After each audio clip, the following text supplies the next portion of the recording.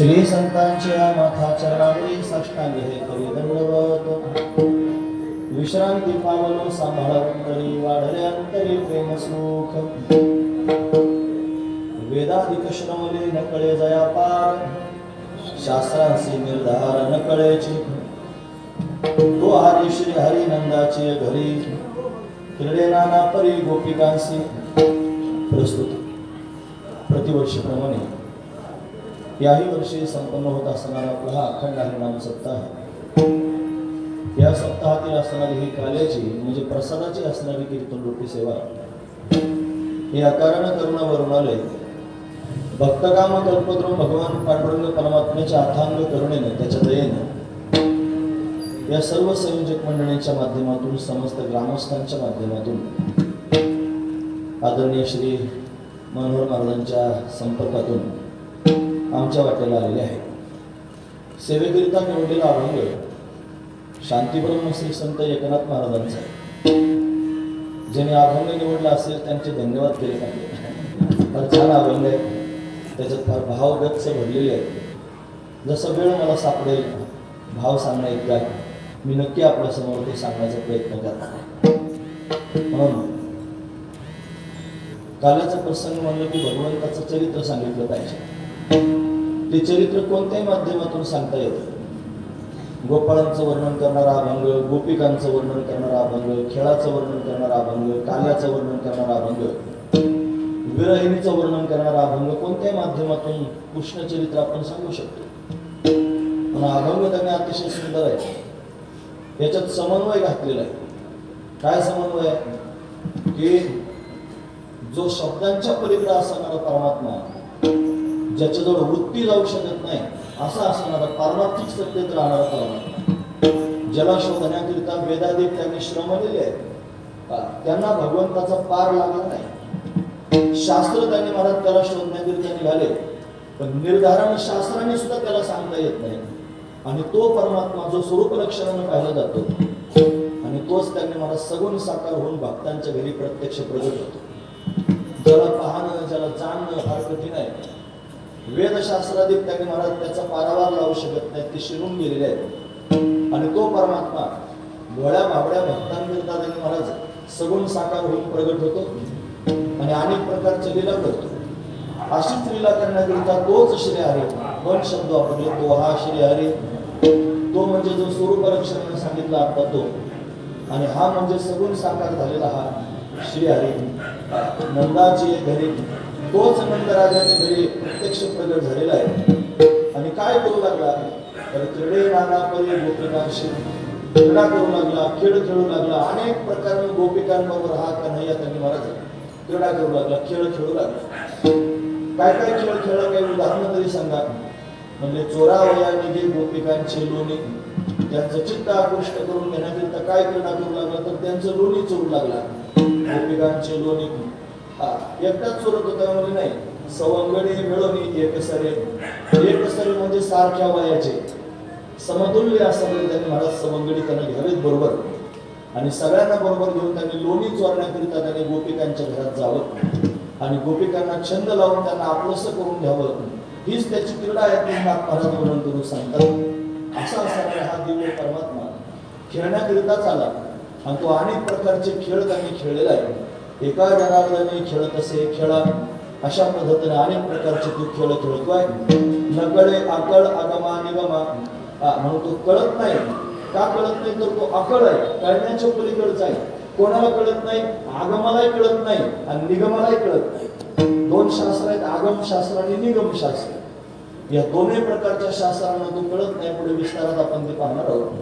पण अशा पद्धतीने जो कोणालाच कळत नाही तो परमात्मा खेळू लागला आणि गोपाळांबरोबर खेळू लागला, गोपिकांबरोबर खेळू लागला, नंदराजाच्या घरी प्रगट झाला आणि सर्वांना त्यांनी महाराज दिव्य असणारा आनंद देऊ लागला। म्हणून त्याचं ते वैभव, त्याचं ते दिव्यत्व, त्याची ती लीलानाथ महाराज या अभंगाच्या माध्यमातून वर्णन करून सांगतात। असा अभंगाचा सरळ अर्थ पाहण्याचा आपण प्रयत्न केला। Oh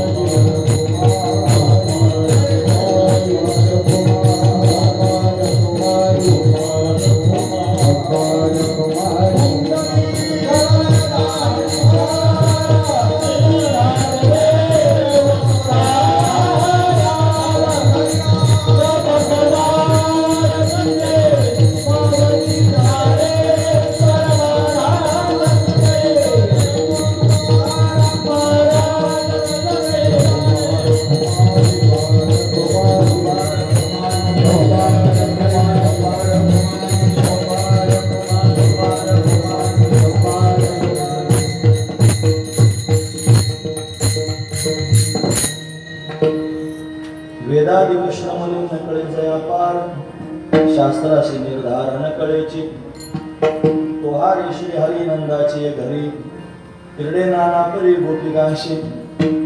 प्रस्तुत आज काल्याचं कीर्तन आहे आणि भगवान श्रीकृष्ण परमात्म्याचं चरित्र श्रवण करायचं. आज थोडासा आगळा उपक्रम या ठिकाणी आपण सुरू केला, तो म्हणजे काल्याचं कीर्तन संध्याकाळी घेतलं आणि फार चांगलं केलं. मग असा जीव कसा विसरतो, सकाळच्या उन्हात भयंकर त्यांनी महाराज त्रास होता. 2 वेळा पुढे महाराज कीर्तनात चक्कर येऊन पडले. सकाळचं कीर्तन होते, रामनवमीचं होतं सकाळचं आणि त्याच्या दुसऱ्या दिवशी काल्याचं कुठेतरी होतं. 2 वर्ष सलग चक्कर येऊन पडले महाराज.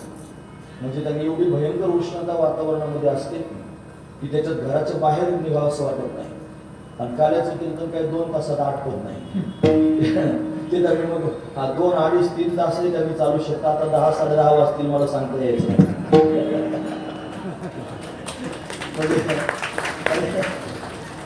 अरे म्हणजे उशीर होणार नाही म्हणलं मी तुम्हाला असं. म्हणून सकाळचं खरं तर ऊन असतं. एखाद्याला वाटलं असेल आता की सकाळीच काल्याचं कीर्तन होऊन गेलं असतं, एवढा मोठा पाऊस आला आणि आता सगळं विक्षेप झाला, तसं काही समजू नका.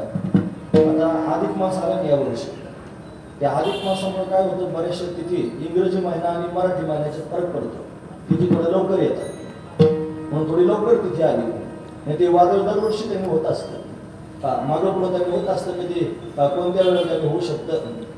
मगच महाराज म्हणले की दर सप्ताहामध्ये त्यांनी कांबळे महाराजांच्या पाऊस येतो म्हणजे येतोच असं समजा. त्यांनी महाराज आज कांबळे महाराजांचंच कीर्तन आहे म्हणून आला पाऊस. त्यांनी त्याला कळालंच नाही, त्यांनी तुमची पत्रिका नीट वाचलीच नाही त्यांनी. त्याच्यामुळे तो अशा पद्धतीने आला. दरवर्षीच संध्याकाळी पाऊस येऊ शकतो असं काही कारण नाही. बऱ्याच ठिकाणी संध्याकाळचे काले झाले. मगच गाडीत सगळ्या लोकांना म्हणत होतो की रोज सकाळी काल्याचं कीर्तन आहे, कृष्ण कथा सांगायची, तीच सांगायची. मला तर त्याचा वीट येत नाही, पण ऐकणाऱ्या लोकांना पण वीट येत नाही. पण कृष्ण असं झालं आता त्याला वाटायला लागलं त्यांनी सकाळी कथा सांगतो ना कृष्ण कथा, संध्याकाळी पण सांग. 2 टाइम चालू आहे ना, सकाळी कृष्ण कथा, काल्याचं कीर्तन, संध्याकाळी कृष्ण कथा. आता एवढ्यात आणि मला फार काले असे झाले की संध्याकाळचे काले झाले. आळकुटीला संध्याकाळचा काला झाला, साकुरी सारख्या गावात संध्याकाळचा काला झाला. आपणही संत पंढरीत संध्याकाळचा काला करतो. मला वाटतं तारवारला सुद्धा संध्याकाळचा काला होतो. असे अनेक ठिकाणी संध्याकाळचे काले होतात. पण काही मनात विकल्प आणायची गरज नाही. चांगली गोष्ट आहे, गोरज मुहूर्त आहे. 2 वेळेला त्यांनी काला होतो. सकाळी पण त्यांनी करू शकतो आणि संध्याकाळी आपण करू शकतो. म्हणून त्यांनी काला, हा कालामध्ये भगवंताचं चरित्र श्रवण करून त्यांनी काल्याचं महात्म्य ऐकायचं असतं. ते म्हणजे आता पाऊस पडला, लोकांवर थोडा परिणाम होईल, लोक कमी येतील, त्यांना बसायला जागा नाही तिथं. आणि तू म्हणतो कमी येतील, कसं काय कमी येतील, तुम्ही पुढं सरका आणि त्या मावशाला इकडे सरकू द्या थोडं. मागच्या उठून पुढे या, इकडच्या बाजूला येऊन बसा. तुम्ही पुढं सरकल्याशिवाय त्यांना जागा नाही होणार.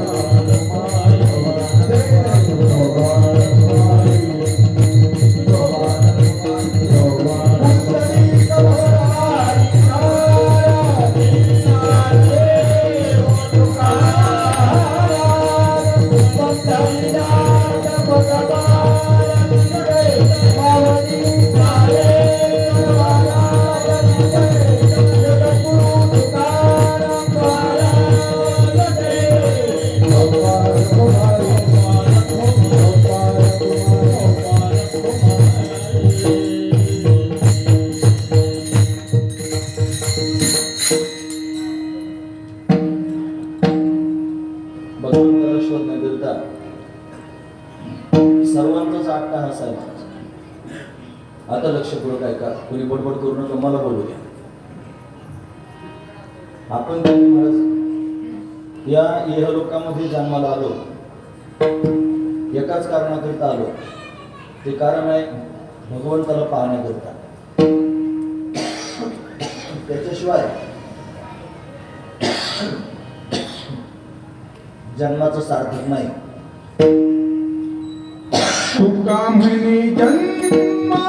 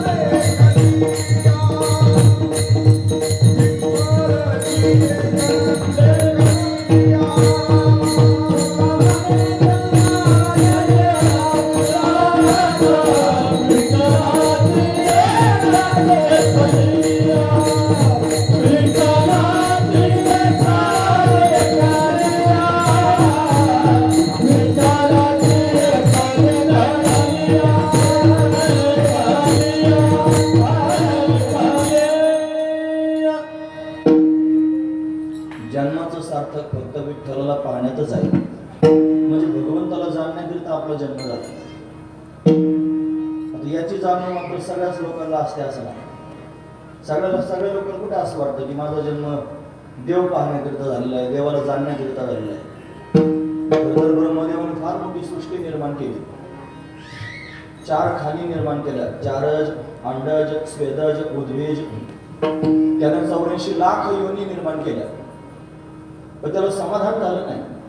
त्याला समाधान न होण्याचं कारण जर काय असेल तर त्याच्या मनात एक विचार होता, एवढे सगळे जीवजंतू मी निर्माण केले, पण याच्यामध्ये देवाला जाणण्यासारखं कोणीच नाही.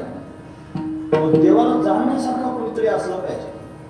म्हणून त्यांनी महाराज पुढील सृष्टी निर्माण केली. मानवीय सृष्टी काय झाली? मनूला प्रगट केलं. स्वयंभू मनू प्रगट झाला. त्याची पत्नी त्यांनी महाराज शतरूपा यांना प्रगट करून पृथ्वीवर मानवीय सृष्टी निर्माण केली. का? या मानवाला त्यांनी मला एवढं सामर्थ्य त्यानं दिलं हे भगवंताला जाणता येईल, सच्चिदानंद स्वरूपाची प्राप्ती करून घेता येईल. तुम्ही आता लक्ष पुढं काय करायचं, इकडे पाहायचं नाही. माणसाचं शरीर मिळालं भगवंताला जाणण्याकरिता. याच्यात इंद्रिय मिळाले भगवंताला, सगळे प्रमाण माहिती आहे.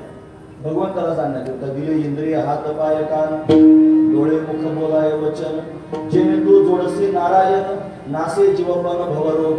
म्हणून इंद्रिय मिळाले देवाकरिता.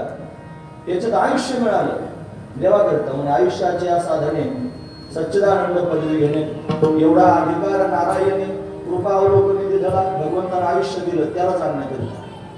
त्याच्यात बुद्धी दिली महाराज. बुद्धी त्यांनी मला भगवंताला जाणण्याकरिता मिळाली. लोक कुठे अक्कल लावायला लागले ती गोष्ट वेगळी आहे. ते प्रपंचाकरता वापरायला लागले तर काय करायचं त्याला. पण भगवंताच्या प्राप्तीकरिता मिळाली. तुम्ही किती बुद्धीला आवडून फार त्यांनी महाराज बुद्धीच्या माध्यमातून तुम्ही फार काहीतरी मिळवलं. काय मिळवाल तुम्ही मिळून? तुम्ही धन तरी मिळवाल, नाहीतर मान तरी मिळवाल, नाहीतर पद तरी मिळवाल, नाहीतर प्रतिष्ठा तरी मिळवाल. 10-5 लोकांमध्ये थोडे मानवले जाल. याच्यापेक्षा काय होत? बरं ते धनावाले मानावाले पदावाले प्रतिष्ठेवाले वेळच आहेत. अहो त्यांचं काहीच नाही महाराज. असे मानवले काही आणि फार सगळ्या जगाला त्यांनी महाराज अशा पद्धतीनं त्याने हलवून टाकलं आणि मेले.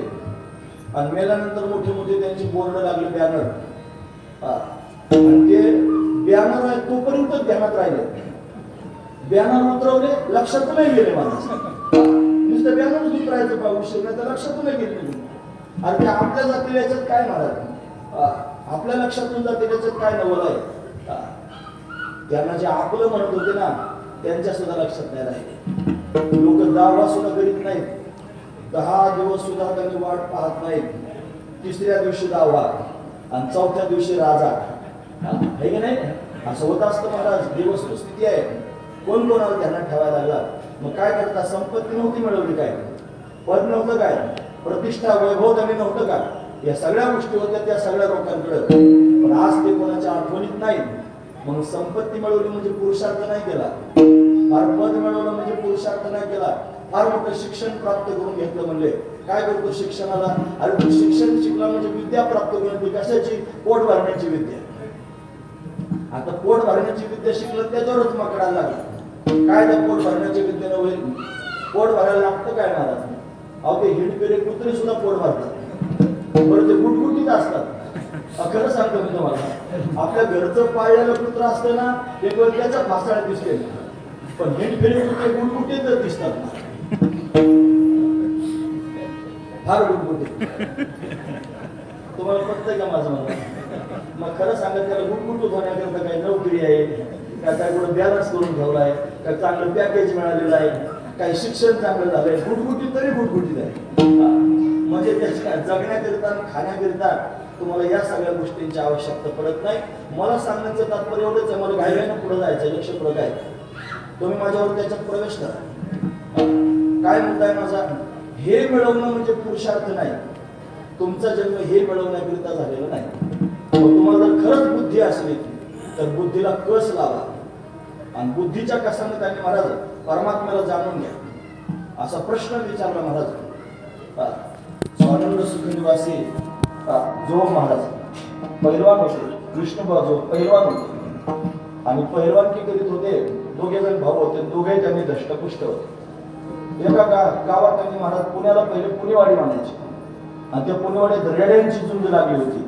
रेडा नाही कळला तर म्हशीचा मुलगा आणि तो नाही कळला तर टोनगा, अशी झुंज लागली होती टोनग्याची.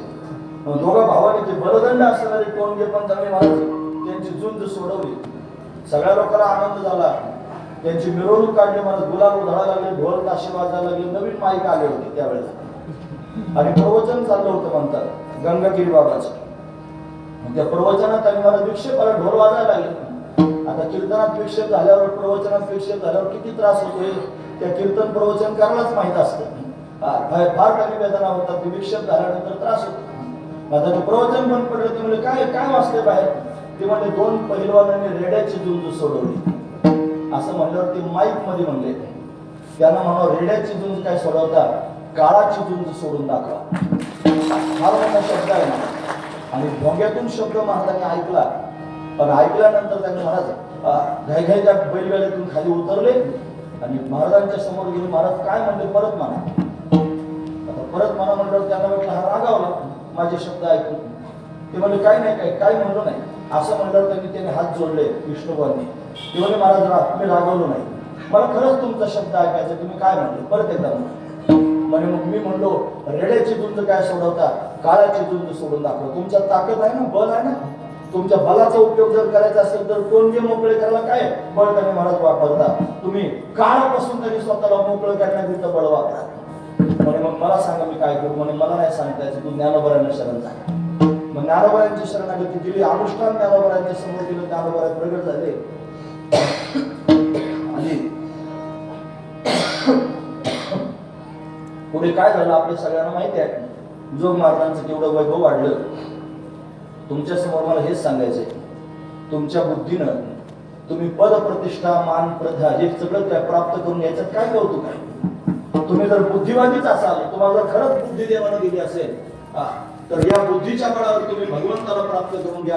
हेच वैभव आहे. बुद्धीचं वैभव दुसरं नाहीच म्हणा. बुद्धीचे वैभव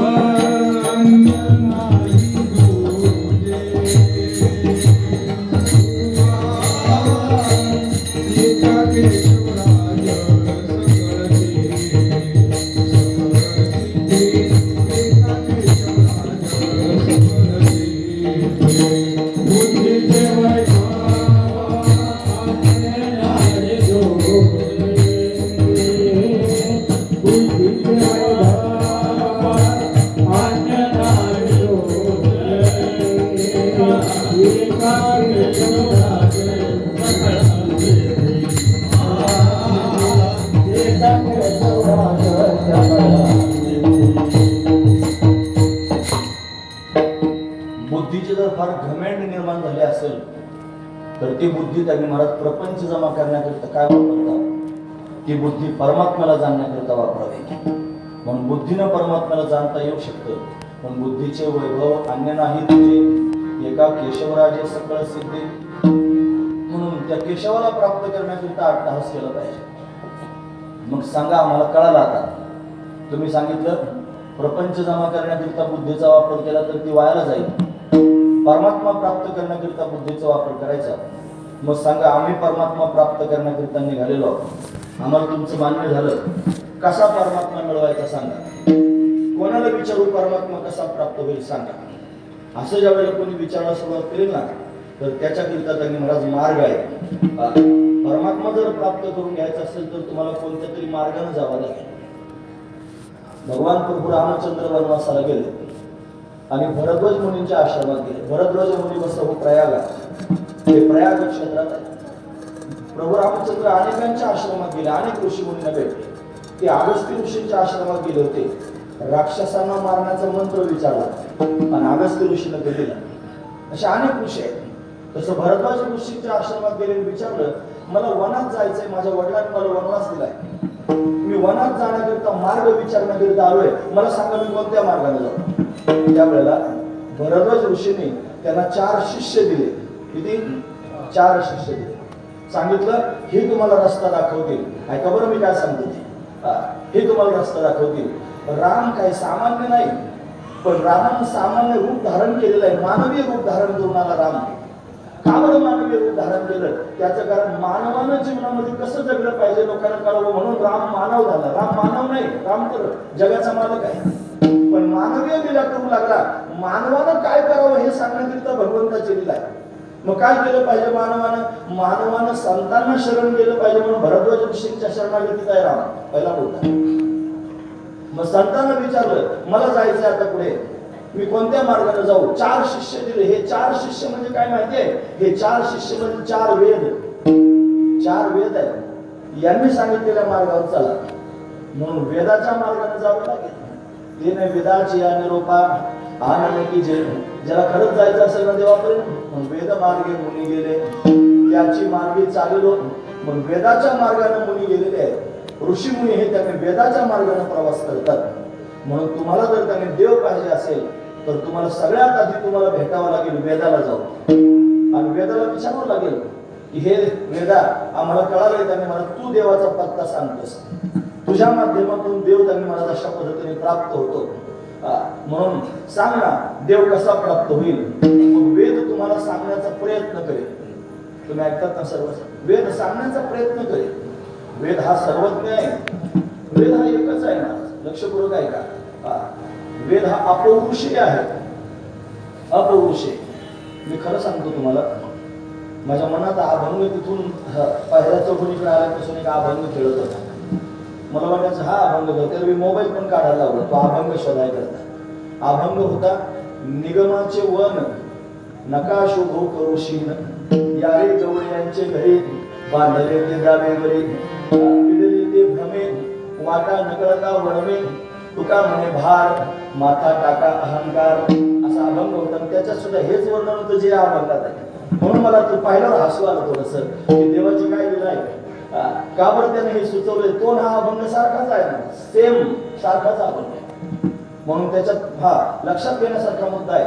आपण निवांत आहोत आता, याच्यानंतर काही जेवणच आहे. जेवण काय रोज मिळतं महाराज, पण हे रोज नाही ऐकायला मिळणार. म्हणून शांत चिंतन ऐका, मी त्याची उकल करून तुमच्या समोर सांगतो.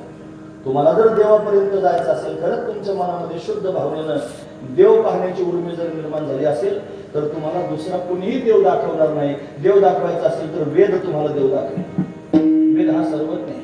अहिता पासून काढिती हित देवनी वाढविती, नाही का श्रुती परवती माऊली जगा. वेदामध्ये श्रुती असतात, वेदातले जे श्लोक असतात ना, रुच्या असतात ना, त्यांना श्रुती म्हणतात. मग वेदासारखं कोणी नाही महाराज जे त्यांनी आपल्याला भगवंतापर्यंत घेऊन जाईल. वेदच असा आहे जो परमात्म्यापर्यंत नेणार आहे. म्हणून त्यांनी महाराज ज्यांना देव पाहिजे ते सगळेच वेदाकडे गेले. वेदाला म्हटलं त्यांनी महाराज आम्हाला सांग देव पाहिजे. वेद हा त्यांनी भगवंताच्या श्वासातून प्रगट झालेला आहे.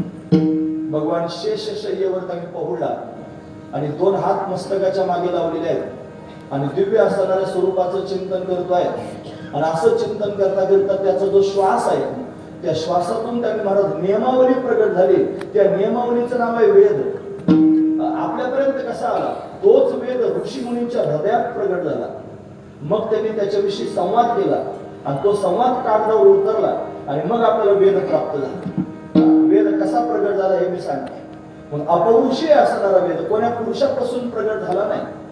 मग परमात्मा काय पुरुष नाही का? तो पुरुष आहे, पण आपल्यासारखा सामान्य पुरुष नाही. तो जगन्नियंता परमात्मा आहे. पुरुषापासून नाही, परमात्म्यापासून प्रगट झाला म्हणून अपौरुषीय म्हणायचं. वेद हा अपौरुषीय आहे. मग त्याला त्यांनी विचारायला गेले. मग तो म्हणला मी सांगतो, पण मला असं आहे, असं लगेच तुम्हाला त्यांनी महाराज हा परमात्मा आहे असं नाही सांगता यायचं. मग वेगवेगळ्या मार्गाने तुम्हाला परमात्मा दाखवणार. आता तो सांगण्याकरता निघाला, पण त्याला सांगता येईना.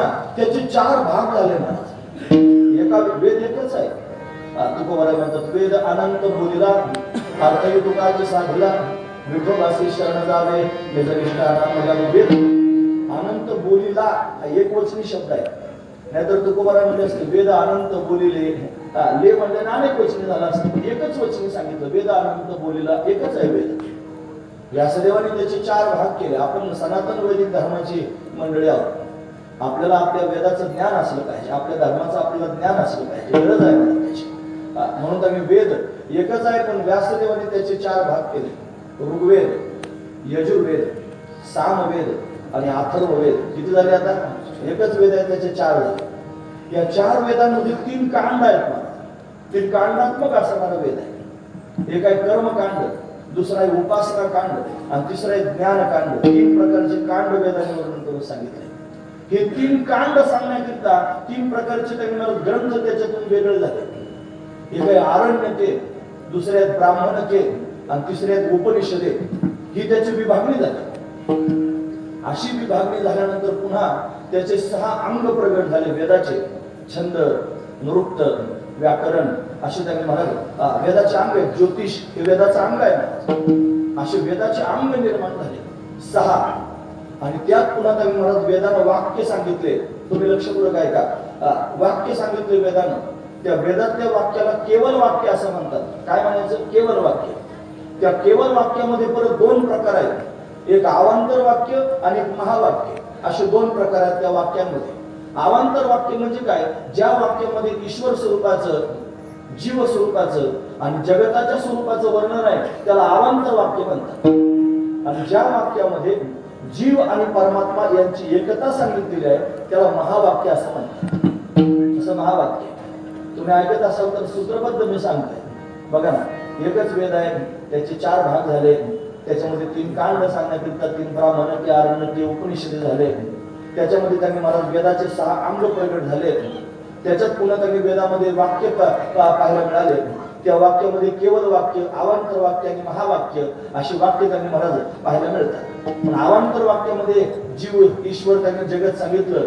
महावाक्यामध्ये जीव आणि परमात्म्याची एकता सांगितली. या सगळ्या वेदामध्ये सार रूपानं जर काय असेल तर 4 वाक्य आहेत. ते 4 वेदांचे 4 महावाक्य आहेत. प्रत्येक वेदाचं एक महावाक्य आहे. आता कोणत्या वेदाचं कोणतं हे माझ्या आठवणीत नाही, कारण अचानक विषय आले ना. कोणत्या वेदाचं कोणतं वाक्य माझ्या आठवणीत नाही, पण 4 वाक्य मी तुम्हाला सांगतो. पहिलं वाक्य आहे तत् त्वम असि, ते ब्रह्मत्व आहे.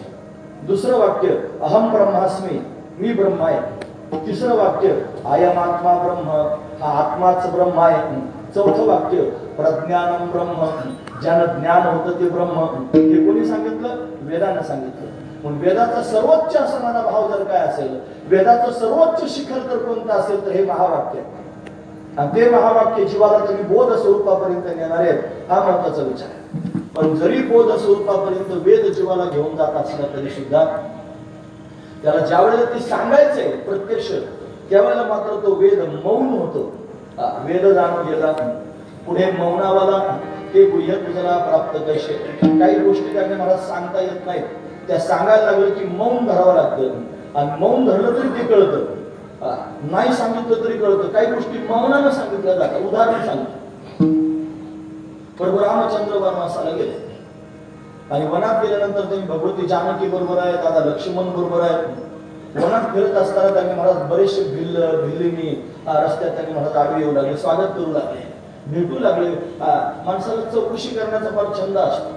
आपल्या गावातून जर कोणी एखादं नवीन व्यक्तिमत्व जायला लागलं तर आपण सहज विचार करणं, कोण असेल, कुठून आला असेल, कशाला आला असेल, कोणाकडे आला असेल, काय काम असेल, किती पंचायती महाराज आपलं आपोआपच होतं ते.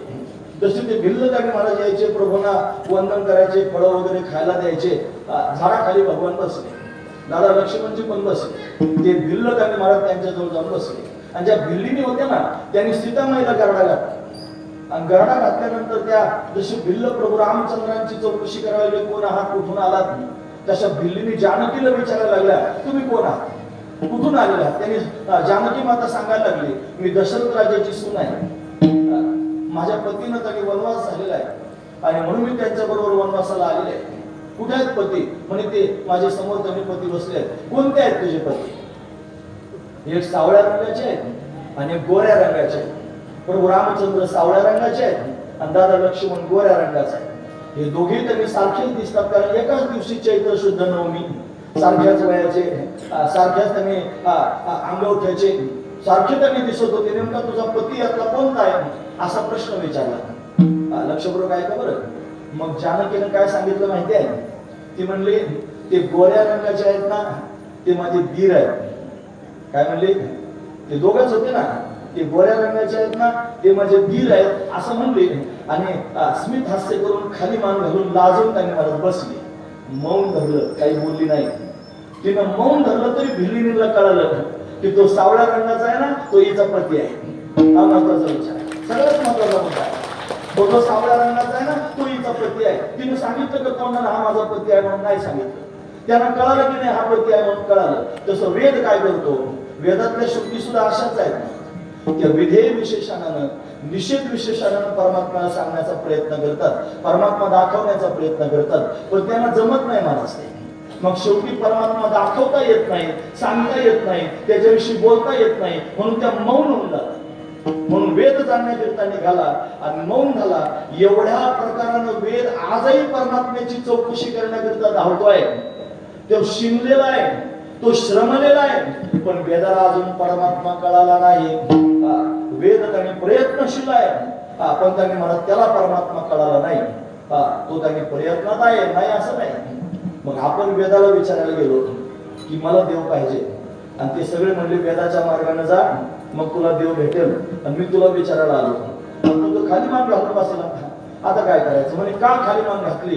तो म्हणला मला शिन आला याचा शोधता शोधता पण सापडलाच नाही. वेद शिनला, हा महत्वाचा विचार आहे मला. नुसता वेदच नाही शिनला, बाकीचे पण फार आहेत महाराज. शेष त्याला जाणण्याचा प्रयत्न करायला लागला, शेष त्याचं कौतुक करायचा प्रयत्न करायला लागला. अहो शेषाला त्यांनी महाराज जीव आहे ना त्याला 1000 फण आहेत महाराज. आता प्रत्येक फणामध्ये एक एक जीभ होती आणि त्याचं वर्णन करायला लागला. तो वर्णन करण्याकरिता भगवान शिनाला त्याच्या 2 जीभा झाल्या. कोणाच्या, शेषाला 2 जीभा झाल्या. शेष शिनला, तो पण शिनला महाराज. वेदाला देव कळाला नाही. शेषापीठ त्यांनी महाराज त्याचं चिंतन करतात, त्यांना देव कळाला नाही. अरे ब्रह्मदेवासारख्यांना देव कळाला नाही. भगवान शंकर रात्रंदिवस डोळे बंद करून आहेत त्याचं चिंतन करतात. त्यांना विचारायला गेले, सांगा ना तुम्हाला काही सापडलं का. ते म्हणजे सापडलं पण सांगता येत नाही.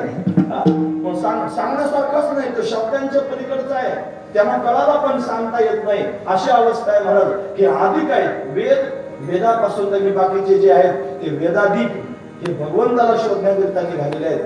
पण भगवंताला शोधण्याकरिता जाऊन सुद्धा ते शिनले, त्यांना श्रम झाला पण भगवंताचा पारावार लागला नाही. म्हणजे वेदाला भगवंताचा पारावार लागला नाही, श्रुतीला भगवंताचा पारावार लागला नाही, शेषाला भगवंताचा पारावार लागला नाही, ब्रह्मदेवाला भगवंताचा पारावार लागला नाही, भगवान शंकरासारख्यांना त्यांनी शिनून त्याचा पारावार लागला नाही. लागला तरी सांगता आला नाही. फार महत्वाची गोष्ट आहे. हसुदानी महाराज एवढ्या लोकांना कळालं नाही. म्हणजे मग आणखी कोणाला विचारायला जाऊ शकतो आपण देवाविषयी. म्हणजे मग शास्त्रांना विचारू शकता. जर शास्त्रांना विचारायला गेलं तर शास्त्र कदाचित सांगू शकतील. म्हणजे चला मग शास्त्रांकडे आपली फौज घेऊन जाऊ. मग गेले शास्त्रांना विचारायला. आता शास्त्र कुठे शोधायचे, 12 शास्त्र आहेत. 12, 6 नास्तिक शास्त्र आहेत आणि 6 आस्तिक शास्त्र आहेत. नास्तिक शास्त्र म्हणजे काय, नास्तिक म्हणजे काय लक्षात घ्या. एखादा माणूस जर देवाला मानत नसला, देव धर्म करीत नसला, लोक म्हणतात तो नास्तिक आहे.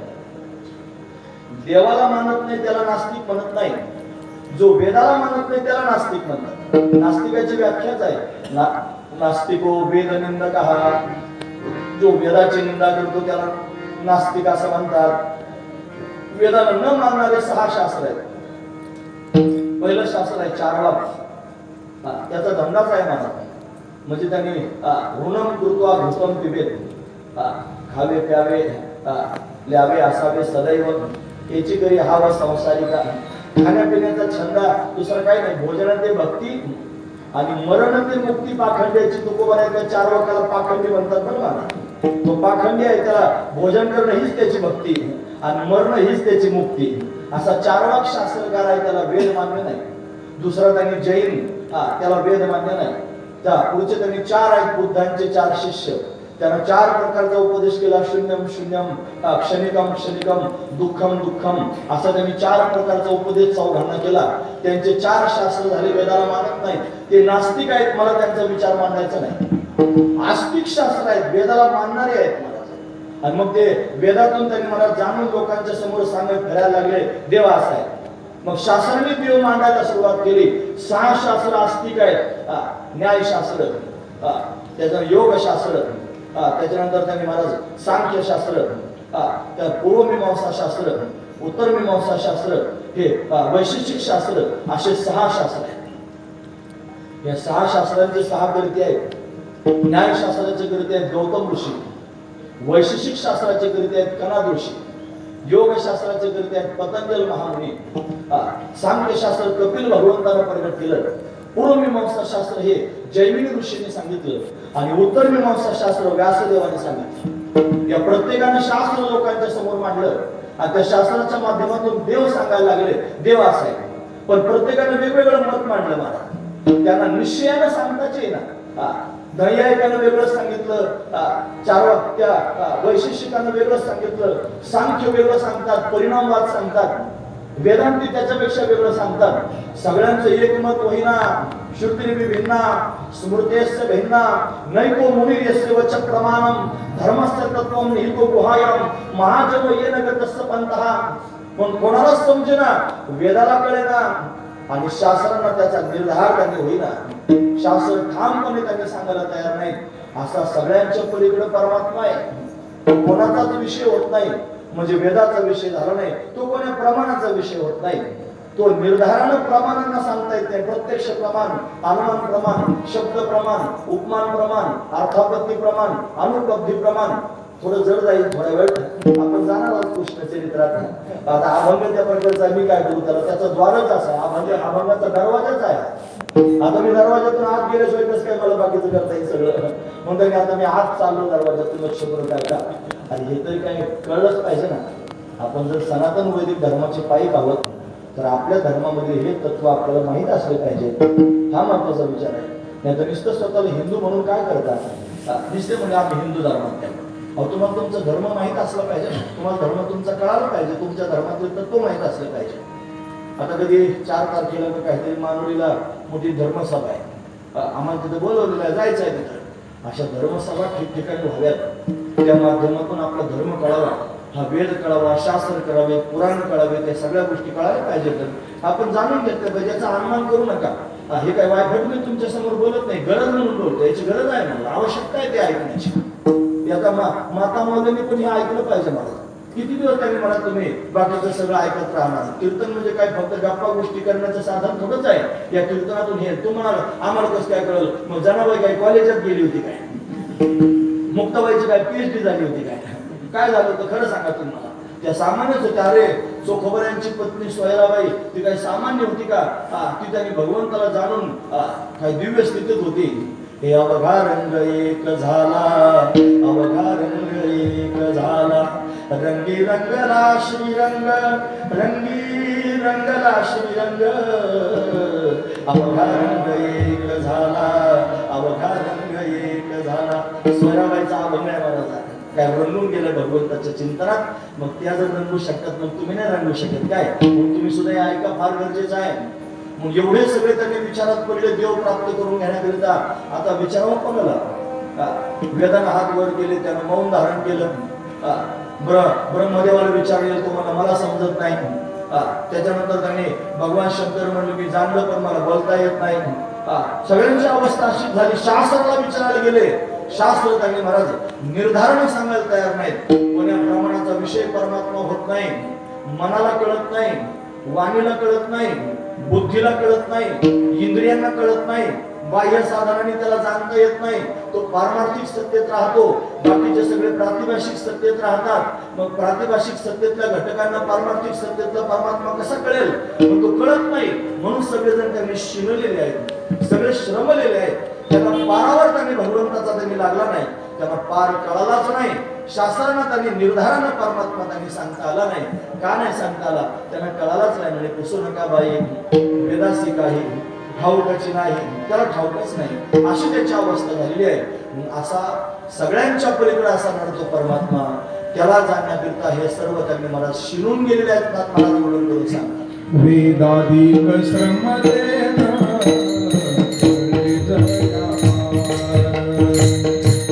वेदाधिक श्रमदेन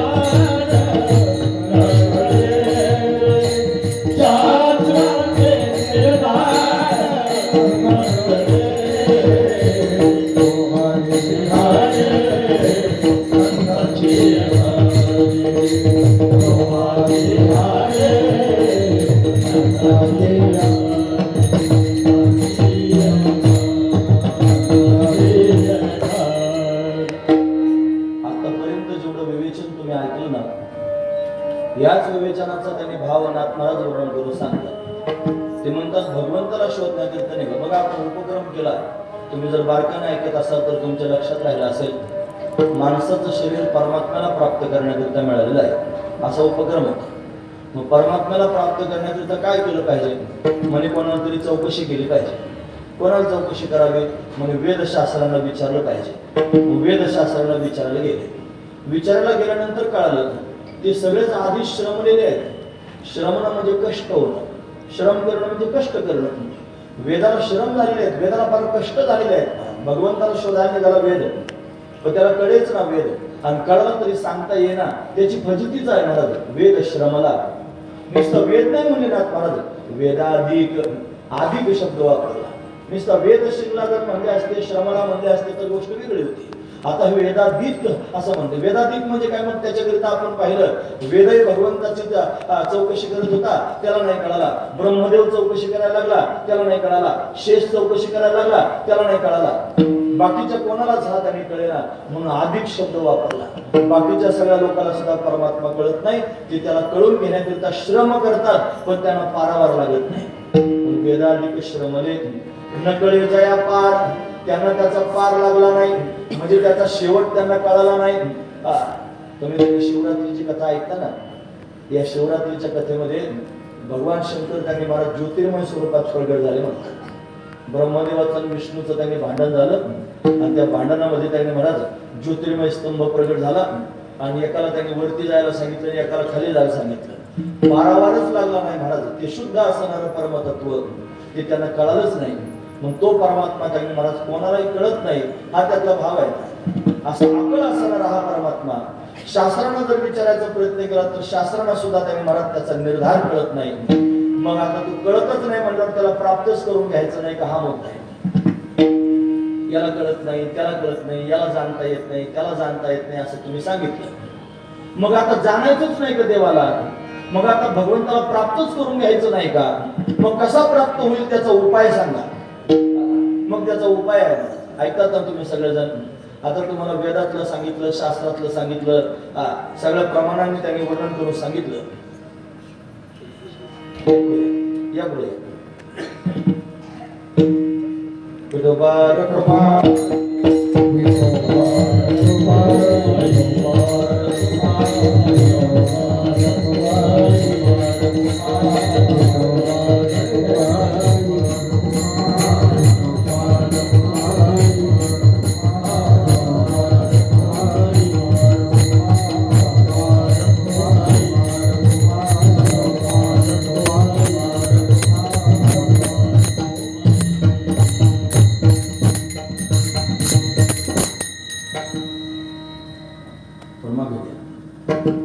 ज्या अर्थी वेदाला शास्त्रांना परमात्मा कळत नाही, त्याला जाणण्याकरिता ते श्रमलेले आहेत, निर्धार करून त्यांना सांगता येत नाही. आता त्यांना जर परमात्मा कळत नाही, मग आमच्या सारख्याला कसा कळेल? मग आम्ही काय केलं पाहिजे? आम्हाला तर देव पाहिजे आणि देवाकरताच आमचा जन्म झालेला आहे. आम्ही काय करावं देवाच्या प्राप्तीकरता? कोणत्या ठिकाणी देव सापडेल, कोणत्या ठिकाणी देव भेटेल, काय केलं म्हणजे परमात्म्यापर्यंत जाता येईल, कोणतं साधन केलं म्हणजे परमात्मा अशा पद्धतीने प्राप्त होईल, असे भाव अंतकरणात निर्माण झाले. मग ऐका आता, परमात्मा प्राप्त करून घेण्याचा भाव सांगतो. काय केलं म्हणजे परमात्मा प्राप्त होईल? महाराज म्हणतात तुम्हाला एक साधन करावं लागेल, आणि ते साधन जर कोणतं असेल तर तुम्हाला त्यांनी महाराज भोळ्या भाबड्या भावनेनं भगवंताला शरण जाऊन भगवंताची भक्ती करावी लागेल. आपल्याला त्याच्यापर्यंत जाता येत नाही, पण त्याला मात्र आपल्यापर्यंत येता येऊ शकतं. फार महत्वाचा विचार. आपण नाही त्याच्यापर्यंत जाऊ शकत. हे तर नाहीच गेले महाराज, श्रमले, शिनले, कमी पडले. मग यांना नाही जाता आलं तर हे स्वतःहून जाण्याचा प्रयत्न करायला लागले. आपण स्वतःहून तिथपर्यंत जाणं आणि त्यांनी आपल्याला भेटण्याकरिता येणं, त्याच्यात फरक आहे. फार महत्वाचा मुद्दा सांगा. तो परमात्मा शब्दांच्या पलीकडचा आहे, निर्गुण आहे, निराकार आहे, त्याचा पारावार लागत नाही, हे सगळं आपल्याला कळालं आहे. पण आपल्याला नाही त्याच्यापर्यंत जातात. आपण सामान्य बुद्धी त्याच्यापर्यंत जाऊ शकत नाही. पण ज्या परमात्म्याला आपल्याला प्राप्त करून घ्यायचा तो समर्थ आहे, लक्षात घ्या. त्याच्यासारखा कोण समर्थ आहे? तो एकदम सच्चिदानंद घन आहे. त्याच्यावर त्यांनी प्रकृती अध्यस्त प्रतीला आलेली आहे. त्या प्रकृतीचा त्याने संग केलेला आहे. त्या प्रकृतीचे 3 गुण आहेत, सत्वगुण, रजगुण आणि तमोगुण. या 3 गुणांच्या माध्यमातून आणि तो परमात्मा त्यांनी महाराज त्याच्या ठिकाणी शबलत्व निर्माण झाले. शबल ब्रह्म म्हणते त्यास, त्याला शबल ब्रह्म म्हणू लागले, सौपाधिक ब्रह्म म्हणू लागले, त्याला ईश्वर म्हणू लागले. आणि तो परमात्मा सर्व ठिकाणी गच्च भरलेला आहे. सगळं जगत दिसतं त्याच्यात परमात्माच आहे. ईशावासी उपनिषद सांगते, ईशावासी मिदं सर्वम, सर्व ठिकाणी परमात्मा आहे. विठ्ठल जळीस्थळी भरला, रीता ठावा नाही उरला, अजम्या दृष्टीने पाहिला विठ्ठलची, सर्व ठिकाणी परमात्मा आहे. ज्ञान झालं, ज्ञान झालं म्हणजे काय? श्रीमद भगवद्गीता म्हणते, गीता म्हणते बहुनाम जन्मनाम अंते ज्ञानवान मां प्रपद्यते वासुदेव सर्वमिति समहात्मासु दुर्लभः.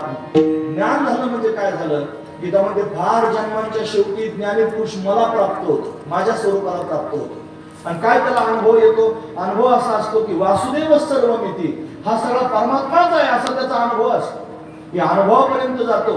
ज्ञान जर प्राप्त करून घ्यायचं असतं तर फार कठीण आहे, सहजासहजी प्राप्त होत नाही. पण तेच ज्ञान तरी परमात्मा म्हणतो मी माझ्या भक्तांना देतो. कधी देतो? ते ज्ञान प्राप्त करून देण्याकरिता काय केलं पाहिजे? भगवान म्हणतो हे तेषां सततयुक्तानां भजतां प्रीतिपूर्वकं दधामि बुद्धियोगं तं येन मामुपयान्ति ते. लक्ष करून ऐका बरं, फार महत्वाचा मुद्दा सांगतो. तेषां सततयुक्तानां भजतां प्रीतिपूर्वकं, जे सतत प्रेमानं माझं भजन करतात, जे अखंड माझ्या भक्तीमध्ये रत झालेले आहेत, मी त्यांना महाराज ज्ञान प्राप्त करून देतो. दधामि, मी देतो. काय देतोस? बुद्धियोगम तम, बुद्धियोग म्हणजे ज्ञान. मी त्यांना ज्ञान प्राप्त करून देतो. कशाचं? जे वेदाला कळत नाही ते, जे शास्त्रानं कळत नाही ना, परमात्मा शोधायला गेले ना पारावार लावण्याकरिता, ते वेदाला कळालं नाही. कारण वेद कायम भजन करीत नाही, तो त्यांनी शास्त्रांना कळाला नाही. शास्त्र फक्त शहाणपणा सांगतात, ते काही भजन करीत नाहीत.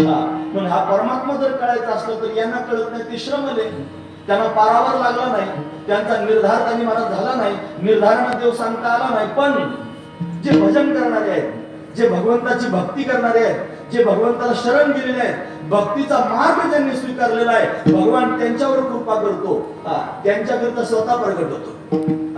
एक न्याय सांगतो मी तुमच्या समोर. न्याय आहे महाराज. काय न्याय? दोन न्याय आहेत. एक आहे मरकट किशोर न्याय आणि दुसरा आहे मार्जान किशोर न्याय. कधी ऐकलं असेल तुम्ही याच्या आधी, पण ऐकून ठेवा. परत जास्त ऐकल्याने काही ढाळ उलट्या होत नाही, ओरडोस काय होत नाही, काही बाकीचा त्रास होत नाही. ऐकायला काय त्रास आहे? उलट पक्क होतं आपलं. लक्षात आहे, लक्षात ठेवा. मार्जान म्हणजे मांजर आणि मरकट म्हणजे माकड. माकडीला पिल्लू होतं, एकच होतं, आणि त्या पिल्लाला घेऊन फिरत राहते. पण आता तिने एका हातात पिल्लू धरायचं, मग तिने उड्या मारीत मारीत या झाडावर त्या झाडावर जायचं. तिला जमण्यासारखं नाही. ते पिल्लू झालं की ती माकडीन पिल्लाला समजून सांगते, हे बघ, तुला जर त्यांनी जगायचं असलं तर तू माझ्या पोटाला घट्ट आवडून धर. मी या फांदीवर त्या फांदीवर, या झाडावर त्या झाडावर उड्या मारीत राहील. उड्या मारता मारता जर तुझा हात निसटला, तू पडला, मेला, खलास, आपली जबाबदारी नाही. मग तुझ्या जबाबदारीवर तू त्यांनी महाराज मला पक्क धरून राहायचं, असं कोण म्हणतं? माकडीन म्हणते. आणि ते पिल्लू धरून ठेवतं मला. मांजर आहे ना, मांजराला पिल्लं होतात, 2 होतात, 3 होतात, फार जास्त होतात ते मला माहित नाही, पण 3 नक्की होतात. म्हणून मांजराला 3 पिल्लं त्यांनी होतात साधारणतः. असे 3 पिल्लं मांजराला जर झाले तर त्यांचे काही डोळे उघडलेले नसतात आणि ते म्याव म्याव करीत राहतात. पण ती मांजर काय करते? त्या पिलांना 7 घरं फिरवते महाराज. दातात घेते, उचलते, इथून तिथं ठेव. हे काही पोथितलं नाही, ते अनुभवत नाही आपल्या. इथून उचल तिथं ठेव, तिथून उचल तिथं ठेव, अशी फिरवीत राहते महाराज पिलांना. का बरं फिरवते? आई आहे महाराज. त्या पिलांची तिच्यावर पूर्णपणे जबाबदारी आहे. ते पिलांचे डोळे बंद आहेत, त्यांना अजून जग दिसत नाही. तिला मात्र त्यांच्या विषयीचं वात्सल्य आहे. ती त्या पिलांना जगवण्याकरिता अट्टहास करते आहे, कारण त्या पिलांना तिच्या वाचून कुणी नाही. ते अनन्य आहेत तिच्या ठिकाणी. फार महत्वाची गोष्ट आहे, अनन्य झालेले आहेत. मग ते अनन्य आहेत, तिच्याशिवाय त्यांना पर्याय नाही. म्हणून तिला पण माहिती आता माझ्याशिवाय यांना पर्याय नाही. मग ती दातात उचलते, दुसरीकडे नेते. दात तेच असतात ज्या दाताने उंदराचं ऑपरेशन करते, तेच दात असतात.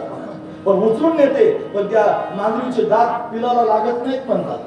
त्याचे डोळे चांगले उघडेपर्यंत, ते चांगले उड्या मारेपर्यंत, स्वतः शिकार जोपर्यंत करीत नाही तोपर्यंत मांजर त्याच्याकडे लक्ष ठेवून असते महाराज. 2 पिल्लं मी तुम्हाला सांगितले, एक माकडाचं पिल्लू सांगितलं आणि एक मांजराचं पिल्लू सांगितलं. मीच निर्वाळा करून सांगतो, माकडाच्या पिल्लाला जर जगायचं असेल तर स्वतःच्या सामर्थ्यावर जगावं लागतं आणि मांजराच्या पिल्लाला जगण्याकरिता स्वतः काहीच आयास करावी लागत नाही. त्यांची आई त्यांना जगवते. फार महत्वाचा विचार आहे.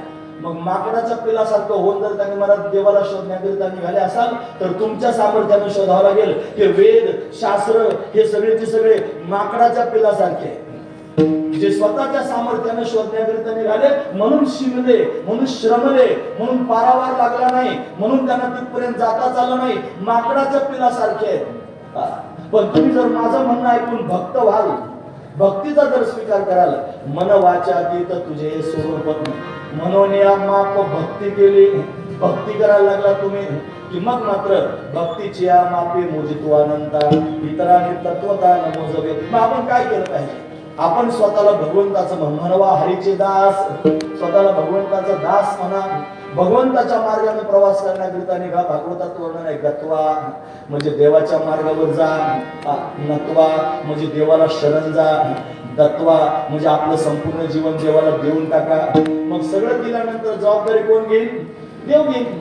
देवा, मला तुझ्यापर्यंत यायचंय, मला तुला जाणायचंय, मला तुला भेटायचंय, मला तुला पाहायचंय, मला तुझ्यावर खेळायचंय, मला तुझ्यावर लीला करायची आहे, क्रीडा करायची आहे, हे सगळं मला वाटतं. पण मला नाही येत आहे तुझ्यापर्यंत. मी काय करू आता? मी तुला शरण आलेलो आहे. आता तुला जे करायचं असेल ते तू कर.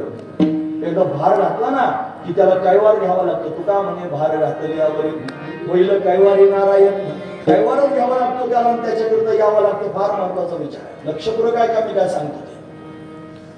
आम्ही शाळेत जायचो 4थीला असताना, म्हणजे त्या पिंपळगाववरून चासला जावं लागायचं, पायी जावं लागायचं. 5 किलोमीटर अंतर आहे. आणि पायी जावं लागायचं. माझ्यावर माझ्या 2 लहान बहिणी असायच्या आणि त्यांची जबाबदारी मी थोरला असल्यामुळे माझ्यावरच त्यांनी असायची. बरं त्याच्या तेव्हा ह्या पुस्तकं बरं पोरांना दप्तर भरायचा रोजचा कंटाळा येतो. म्हणजे आज काय काय कोणकोणते तास होणार आहेत त्यानुसार दप्तर भरून न्यायचं. पण ते म्हणतात 3-3 बार खटखट घालण्यापेक्षा एकदाच सगळे भरून द्या. रोज घेऊन जायचं, काही कमी पडलं तर लगेच दाखवायचे. 1000 तास ते त्याच्यामध्ये. मग ते सगळं त्यांनी बाचकं घ्यायचं पाठीवर आणि 5 किलोमीटर चालत चालत जायचं. 5वीत त्यांनी ॲडमिशन आमचं चासला झालं होतं. म्हणजे मी आता काहीतरी 6वी-7वीला असेल, माझ्या बहिणी लहान असतील माझ्यापेक्षा. आणि मग त्या त्यांनी माझ्याबरोबर यायला लागलं तिकडे शाळेमध्ये पायी जायचं. आणि येताना फार जीव कासावीस व्हायचा. दिवसभर शाळेत बसायचं, दप्तर घेऊन चालायचं. त्यात एक अशी खट्याळ होती, अजून तशीच आहे ना. तिला काय करायचं, तिला तिची पिशवी आहे ना मला तिला ती झेपायची नाही. तिला त्याचा कंटाळा यायचा. कंटाळा आला की ती मला म्हणायची, भाऊ ती पिशवी घे ना. तेव्हा जर माझीच मला जर झाली तुझी कुठून घेऊ ना, घे ना. पण मग मी नाही म्हणायचो. नाही म्हणल्यानंतर ती पिशवी घेऊन माझ्या पुढे रागाने निघून जायची. पुढे जायचं, असं वाटायचं राग आला म्हणून चालली तडतडा. तसं नव्हतं धोरण तिचं धोरण असं होतं की तडतडा पुढे जायचं आणि जास्त पावलं चालत चालत जायचं. पिशवी रस्त्यात मध्यभागी ठेवायची मध्येच. आणि माझ्याकडे पाहून मला म्हणायचं, आण नाही तर नको आणून, मी चालले. खरं सांगतो, घडलेली घटना सांगतो मी तुम्हाला. तू आण नाही तर नको आणू, मी चालले. की मोकळी पिशवी खाली घेऊन मोकळी पुढे पडायला लागायची, निघून जायची. आता ती जरी गेली तरी मला कुठे पिशवी सोडता येते. मग माझी पिशवी पण घ्यायची एका बाजूने आणि तिची पिशवी घ्यायची एका बाजूने. नाईलाज असतो.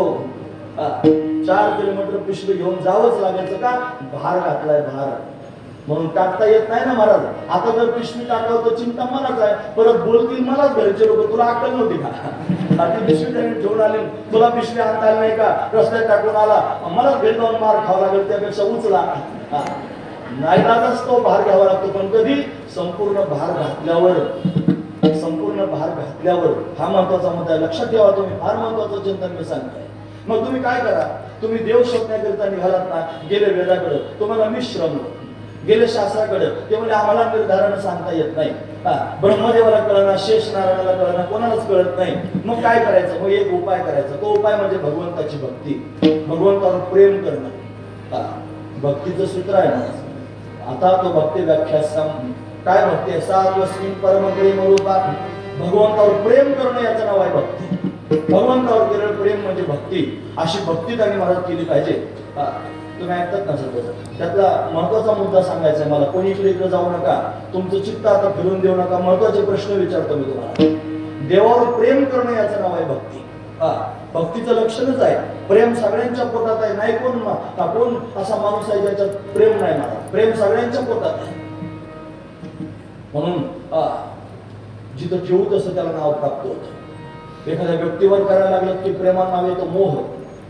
एखाद्या वस्तूवर जर प्रेम करायला लागले की प्रेमाला नाव येतं आसक्ती. आणि भगवंतावरच प्रेम केलं की त्याला नाव येतं भक्ती. यातलं च नाही काढायचं. भगवंतावरच प्रेम करणं याचं नाव आहे भक्ती. भक्ती करणं म्हणजे काय? फक्त भगवंतावरच प्रेम करायचं, याचं नाव आहे भक्ती. आता मी प्रश्न विचारतोय, तुम्ही देवावर प्रेम करता की नाही? करता ना सगळे? हो. मला पटलं तुमचं म्हणणं. सगळे तुम्ही जर देवावर प्रेम करत नसते तर कशाला कीर्तन आलेले असते? हा महत्वाचा विचार आहे.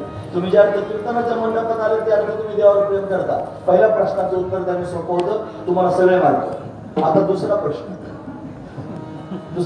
फार महत्वाचा प्रश्न आहे. लक्ष करू. काय? पहिला प्रश्न होता तुम्ही देवावर प्रेम करता का? तुम्ही उत्तर दिलं आम्ही देवावर प्रेम करतो. माझा दुसरा प्रश्न आहे, तुम्ही फक्त देवावरच प्रेम करता का? बरोबर आहे. माझा दुसरा प्रश्न फार महत्वाचा आहे. कीर्तनात खोटं बोलत नाही, देव कान कापीत असतो. खोटं बोलायचं नाही. खरं स्वतःच्या मनालाच ग्वाही द्यायची, मी खरंच फक्त देवावरच प्रेम करतो का? इथंच मेघ आहे माझं. देव येईल पण, देव भेटेल पण, देव सांभाळेल पण. मांजराच्या पिल्लाचं कोणावर प्रेम आहे? फक्त मांजरावरच आहे. ते काय बोक्याची वाट पाहता की ती का फिरवते? त्याचं कारण त्यांनी त्याला माहिती आहे पिलांच्या बापाचा स्वभाव. नाश्त्यावरही 2-3 पिलं खाऊन जाईल अशी त्याची अवस्था असते. म्हणून त्यांनी मला ते काय बोका काय पिलांचं काय वारी नाही. म्हणजे पिलांना आईशिवाय दुसरं कोणी नाही. ते आईच्या ठिकाणी अनन्य आहे. त्या पिलांचं फक्त आईवरच प्रेम आहे. त्यांना भूक लागल्यानंतर म्याव म्याव म्याव म्याव करतं की नाही महाराज ते पिल्लू? ते कशाकरिता? आईची आठवण करून म्याव म्याव करतं. त्याला आईशिवाय पर्याय नाही महाराज. तसं आपल्या जीवनामध्ये ज्या दिवशी भगवंताशिवाय पर्यायच नाही असं होईल, भगवंताशिवाय मी दुसऱ्यावर प्रेमच करीत नाही अशी अवस्था निर्माण होईल, त्या दिवशी आपली भक्ती सिद्ध होईल. आणि ती भक्ती सिद्ध झालेली झाली की मग मात्र त्याने मला तुमची भक्ती पाहून परमात्म्याला तुमच्याकरिता यावं लागेल. मग जो वेदाला कळत नाही तो तुमच्याकरिता सहज होईल. जो शास्त्र ज्याच्याकरिता श्रमणे, ज्यांना निर्धारण परमात्मा सांगता येत नाही, तो तुमच्याकरिता सहज सोपा होईल. फार महत्वाचा मुद्दा आहे. मग तुम्ही काय केलं पाहिजे? भक्तीत पदार्पण केलं पाहिजे, भक्ती केली पाहिजे. त्या भक्तीनं जागी महाराज परमात्मा आपला होऊ शकतो. मग भक्ती करण्याकरिता काय तुम्हाला बाकीच्या कोणत्या गोष्टीची भोळा बापडा पण भक्ती करू शकतो. प्रेम करायला काय शिकवावं लागतं का महाराज? सगळेच लोक प्रेम करतात, तुम्ही काय आपण काय प्रेम नाही करीत का कोणावर? कोणाकोणावर प्रेम करतात असं जर प्रश्न विचारला तर सगळ्यांवर करतो. मी माझ्या आईवर प्रेम करतो आणि करू नये का आईवर प्रेम? महाराज तिने मला जन्म दिला, लहानचं मोठं केलं, मला सांभाळलं, माझ्याकरिता खचता खाल्ल्या, फार प्रेम तिने मला दिलं, मी तिच्यावर प्रेम करतोय. हा महत्वाचा विचार आहे. पण तिला मनुष्य म्हणून जर प्रेम केलं तर संसारात अडकाल. व्यक्तीवर केलं प्रेमाला मोह म्हणतात. मग मला वेदानं सांगितलंय की आईवर प्रेम करायचं ना कर, पण आई म्हणून करू नको, देव म्हणून कर. मातृदेवो भव, पितृदेवो भव, आचार्य देवो भव, अतिथी देवो भव. व्यक्ती म्हणून प्रेम केलं की अडकला आणि देव म्हणून प्रेम केलं की मग तिथपर्यंत पोहोचला. म्हणून त्याने आपण प्रेम करतो ते महत्वाचं आहे. प्रेमाचा अनुभव सगळ्यांनाच आहे, पण हेच प्रेम भगवंतावर त्यांनी मदत करायचंय, अनन्य भावनेने करायचंय. अशी अनन्य भावनेने जर प्रेम केलं तर परमात्मा आश्वासन देतो, प्रगट होतो, भेटण्याकरिता येतो, काही करतो. कोणाकोणाकरिता आला असेल मला फार उदाहरणं सांगता येतील. हा प्रल्हादाकरिता खांबातून प्रगट झाला. शुष्क काष्टी गुरगुरी लाज हरी न धरता, लाज न धरता खांबातून गुरगुर करत प्रगट झाला. हा प्रल्हादाकरिता आला, त्याच्या गालाला शंख स्पर्श केला, त्याला दिव्य वाणी प्राप्त करून दिली. हे योऽन्तरत्र विश्वमवाच मिमां प्रसुप्तां संजीव यत्ने किल शक्तिधर स्वधाम्ना अन्यास्य हस्तचरण श्रवणत्वगादीन् प्राणान् नमो भगवते पुरुषाय तुभ्यम्. प्रेम देण्याकरिता आला, ध्रुवा करता आला, प्रल्हादा करता आला. ज्यांनी ज्यांनी प्रेमानं त्याला अडवलं त्यांच्याकरिता आला. अरे देवादिकांनी अडवलं. आपल्या धर्मामध्ये 33 कोटी देव मानले जातात. कोटी म्हणजे संख्यावाचक नाही, कोटी म्हणजे प्रकारवाचक. त्याच्यामध्ये त्यांनी 11 रुद्र आहेत, 12 आदित्य आहेत, 8 वसु आहेत, 2 अश्विनी कुमार आहेत. हे 33 प्रकारचे देव आहेत. या सगळ्या देवांनी सुद्धा भगवंताची आळवणी केली. तो निर्गुण निराकार शब्दांच्या पलीकडे असणारा परमात्मा, त्याच्याकरिता हे रात्रंदिवस त्यांनी महाराज शोधतच असतात. 12-16 जणी महाराज म्हणतात की नाही, त्याला त्यांनी शोधण्याकरिता धावतात. त्या 12 म्हणजे त्यांनी महाराज सूर्याच्या 12 असणाऱ्या कला, 16 म्हणजे चंद्राच्या 16 असणाऱ्या कला. या रात्रंदिवस फिरत राहतात ना. कशाकरिता? हरीला जाणण्याकरिता, देवाला शोधण्याकरिता फिरतच असतात. देवादिकांना सुद्धा तो पाहिजे, त्याच्याकरिता 8 तास करतात. त्या देवांमध्ये त्यांनी 8 वस्तू आहेत. त्या 8 वस्तूंमध्ये द्रोण नावाचा एक वस्तू आहे. वस्तूचं नाव आहे द्रोण आणि त्याच्या पत्नीचं नाव आहे धरा. लक्ष बरोबर आहे का? बरं, काय नाव आहे त्याचं? द्रोण आणि धरा असे दोघे जण आहेत. 8 वस्तूंपैकी द्रोण नावाचा वस्तू आहे आणि त्याच्या पत्नीचं नाव आहे धरा आहे. या दोघांनी भगवंताची भक्ती केली, भगवंताची शरणागती केली, भगवंताला अडवलं. भगवंताला त्यांनी शरण जाऊन त्यांनी भगवानच चित्ताचा विषय झाला. अखंड भगवंताचं चिंतन करत राहिले. त्याचा परिणाम काय झाला असेल? त्या भक्तीला पाहून भगवान प्रसन्न झाला. विचारलं काय पाहिजे तुम्हाला? म्हणे काही नाही देवा, आमच्या मनात एकच भाव आहे की तू त्यांनी आमचा पुत्र व्हावास, तू आमच्या अंगणामध्ये त्यांनी खेळावास, तू त्यांनी बाललीला आमच्या अंगणामध्ये करावीस, तू त्यांनी महाराज असा ठुमक ठुमक करून आमच्या समोर त्यांनी चालावास, आमच्या अंगा खांद्यावर खेळून त्यांनी आम्हाला सुख द्यावं, आम्हाला तुला खाऊ घालता आलं पाहिजे, तू त्यांनी महाराज आमच्याशी गुलगुलू बोलला पाहिजे, तुझी ती लीला आम्हाला डोळ्यानं पाहता आली पाहिजे, एवढंच वरदान दे, बाल लीला आमच्या अंगणामध्ये कर. असं त्या द्रोण नावाच्या वस्तून भगवंताला त्यांनी महाराज विनंती केली. काय करून? भक्ती करून. भक्तीनं देव आकळला, प्रगट झाला, विनंती केली, देवा तू प्रगट हो. भगवान प्रसन्न झाला महाराज. जो वेदाला कळत नाही तो त्या द्रोणाच्या समोर उभा राहिला, जो शास्त्रांना कळत नाही तो त्या द्रोणाच्या समोर उभा आहे. बाकीचे सगळे श्रमलेले आहेत वेदाधिक, त्यांना कळत नाही. तो त्या द्रोणाच्या समोर प्रत्यक्ष उभा राहिला. मग त्यानं वरदान देऊन टाकलं, ठीक आहे, माझी भक्ती केली तुम्ही, मी भक्तीनं आकळलेलो आहे, मी गुणदोष नाही पाहत कीर्तनी, प्रेमे चक्र पाणी वसोय, प्रेमानं वश झालेलो आहे, मी तुमच्याबरोबर क्रीडा करण्याकरिता तयार आहे, मी तुमच्यावर खेळण्याकरिता तयार आहे, मी तुमच्याबरोबर त्यांनी महाराज लीला करण्याकरिता तयार आहे. फक्त त्या द्रोणाला आणि त्या धरेलाच वरदान दिलं असं नाही. अनेक साधू संत होते ज्यांनी युगयुगांतरामध्ये तपश्चर्या केली, कल्पची कल्प तपश्चर्या केली, आणि त्यांनी सुद्धा भगवंताला त्यांनी महाराज आळवलं. त्या भक्तीनं भगवान प्रसन्न झाला. काय पाहिजे? त्यांनी हेच सांगितलं, देवा तुला पाहता आलं पाहिजे, तुझ्यावर खेळता आलं पाहिजे, उड्या मारता आलं पाहिजे, बागडता आलं पाहिजे, असं काहीतरी कर देवा. भगवान त्यांनाही तथास्तु म्हणाला. मग मात्र सर्वांचंच मनोरथ पूर्ण करायचं आहे, आणि मग ते मनोरथ पूर्ण करण्याकरिता गेलं पाहिजे. मग त्यांना एखादं ठिकाण सांगावं ना. मग ठिकाण सांगितलं, हे बघा मी येतोच तुमच्याकरता. म्हणे कुठे येशील देवा? म्हणे ब्रजभूमीत येतो. कधी येशील देवा? म्हणे द्वापार युगाच्या शेवटी येतो, तुम्ही सगळेजण तिथे या, मग मी तुमच्याबरोबर क्रीडा करण्याकरिता येईल. मग सगळेच आले महाराज. तो ऐकत ना तुम्ही, द्रोण नावाचा वसू नंद राजा झाला. ती धरा नावाची त्याची पत्नी यशोदा झाली. ते ऋषीमुनी त्यांनी महाराज गोपाळ झाले. त्या वेद गर्भातल्या श्रुती त्यांनी महाराज गोपिका झाल्या. कोणी वृक्ष झालं, कोणी पक्षी झालं, कोणी वानर झालं, कोणी हरण झालं. अशा अनेक रूपांमध्ये त्यांनी म्हणत त्या ब्रजभूमीमध्ये परमात्मा प्राप्त व्हावा, त्याचा संग व्हावा, त्याच्याशी खेळता यावं, अशी भावना घेऊन सगळेजण आले महाराज तिथे, आणि देवाची वाट पाहायला लागली. आणि मग मात्र 20वी अवस्था झालेली आहे, भक्ती शिगेला गेलेली आहे, भगवंताला अपॉइंटमेंट दिलेली आहे, भगवंताचं वचन आहे. तो काय आपल्यासारखा आहे का महाराज? त्याचे वचन खरेच करतो महाराज. त्यानं फार वचन दिले आपल्याला, त्याच्यावर आनंद व्हा तुम्ही. त्याचं वचन आहे श्रीमद भगवद्गीता बघा. तो अनन्याश्चित्त यंतो माम ये जना परिपासते तेषां नित्याभियुक्तानां योगक्षेमं वहाम्यहं. त्याचं वचन आहे ना, तेषामहं समुद्धरता मृत्यू संसार सागर. त्याचं वचन आहे महाराज. तो म्हणतो सर्व धर्मान परित्यज्य मामेकं शरणं व्रज अहं त्वा सर्व पापेभ्यो मोक्षयिष्यामि मा शुच. हे त्याचं वचन आहे महाराज. तो वचन देतो पूर्ण करतो. एवढ्या लोकांना वचन दिले, आणि मग मात्र त्यांनी महाराज ते वाट पाहायला लागले. आता त्यांना भेटायला गेलं पाहिजे, म्हणून परमात्मा त्यांनी महाराज त्यांना भेटण्याकरिता जायच्या तयारीत आहे. काय उपाय करावा? म्हणून पृथ्वीवर पाप झालं, कंसासारखे जरासंधासारखे जन्माला आले, आणि ते थैमान घालू लागले दुर्योधनासारखे. मग काय करायचं? ब्राह्मणांचा छळ होऊ लागला, गोमातेचा छळ होऊ लागला, भक्तांचा छळ होऊ लागला.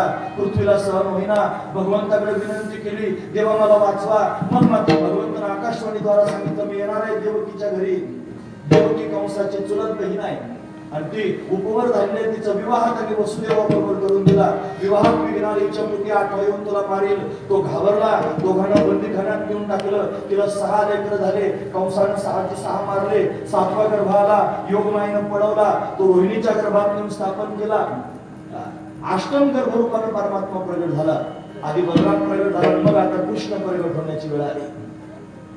आणि मग तो त्यांनी महाराज 8 वर्षाचे चतुर्भुज मूर्ती घेऊन वसुदेव देवकीच्या समोर आला, आणि सांगितलं त्यांनी महाराज मला घेऊन जा नंद राजाच्या घराला, कारण तिथं माझी वाट पाहताय सगळेजण. मी गेलं पाहिजे नंदाच्या घराला, माझ्या ने गोकुळाला, मला गोकुळाला घेऊन जा.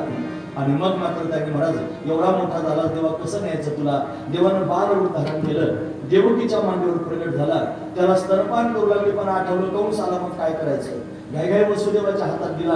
त्याची बंधनं गळाली, द्वारपाल झोपी गेले, कुलप गळून गेले, दरवाजे उघडले, टोपली जवळ आली, देवाला टोपली घातलं, डोक्यावर घेतलं, रस्त्यानं चालायला लागले. जो पाऊस आला, यमुनेला पूर आला, पलीकडच्या काठाला जायचंय, भगवंताने चरण स्पर्श केला, यमुना दुभंगिनी पलीकडच्या काठाला गेले. तिथं नंद यशोदा प्रगट झालेले आहेत. द्रोण नावाचा वसून त्याची पत्नी धरा हे नंद यशोदा झाले होते. ते ऋषीमुनी त्यांनी महाराज गोपिकांच्या रूपात प्रगट झाले होते, गोपाळांच्या रूपात प्रगट झाले होते, वाट पाहत होते. यशोदेच्या समोर कन्या प्रगट झाली, आपला पुत्र तिथे नेऊन ठेवला, कन्या आपल्या बरोबर घेतली, परत कारागृहात आले, कन्येने आकांत केला. आणि आता मात्र त्यांनी महाराज कंस धावत आला, तिला मारण्याचा प्रयत्न केला, हातातून निसटली. त्याला सांगितलं तुला मारणारा माझ्या आधी जन्माला आलेला आहे. तो घाबरला. इकडे मात्र परमात्मा प्रगट झाल्याची बातमी सगळ्या गोकुळवासी लोकांना कळाली. सगळेजण आनंद विभोर आहेत महाराज. भगवंताला पाहण्याकरिता गौडनं सांगे गौडीला पुत्र झाला यशोदेला. सगळ्या गावात वाऱ्यासारखी बातमी पसरली.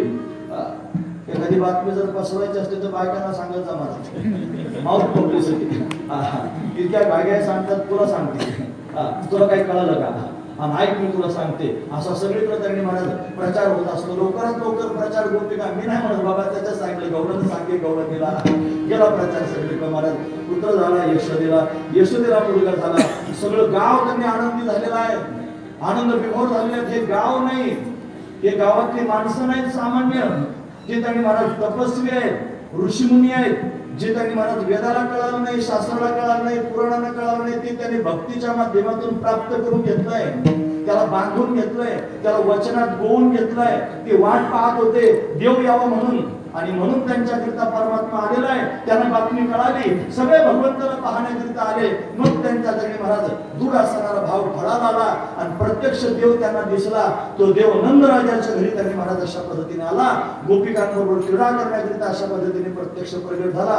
कोणता देव आहे तो म्हणजे कोणता? आधी जेवढी बडबड केली ना अर्धा तास, तो जो कोणालाच कळत नाही ना, तो जो शब्दांच्या पलीकडचा आहे, तो जो मनोवाणीच्या पलीकडचा आहे, तो पारमार्थिक सत्तेत राहतो, तो जो निर्गुण निराकार आहे, तो सगुण निराकार झालेला आहे, तो जगताच्या रूपाने नटलेला आहे, हा सगळा तो शब्दाने घ्यायचा, आणि असा असणारा तो परमात्मा हा नंदराजाच्या घरी प्रगट झाला. तो हरे श्री हरी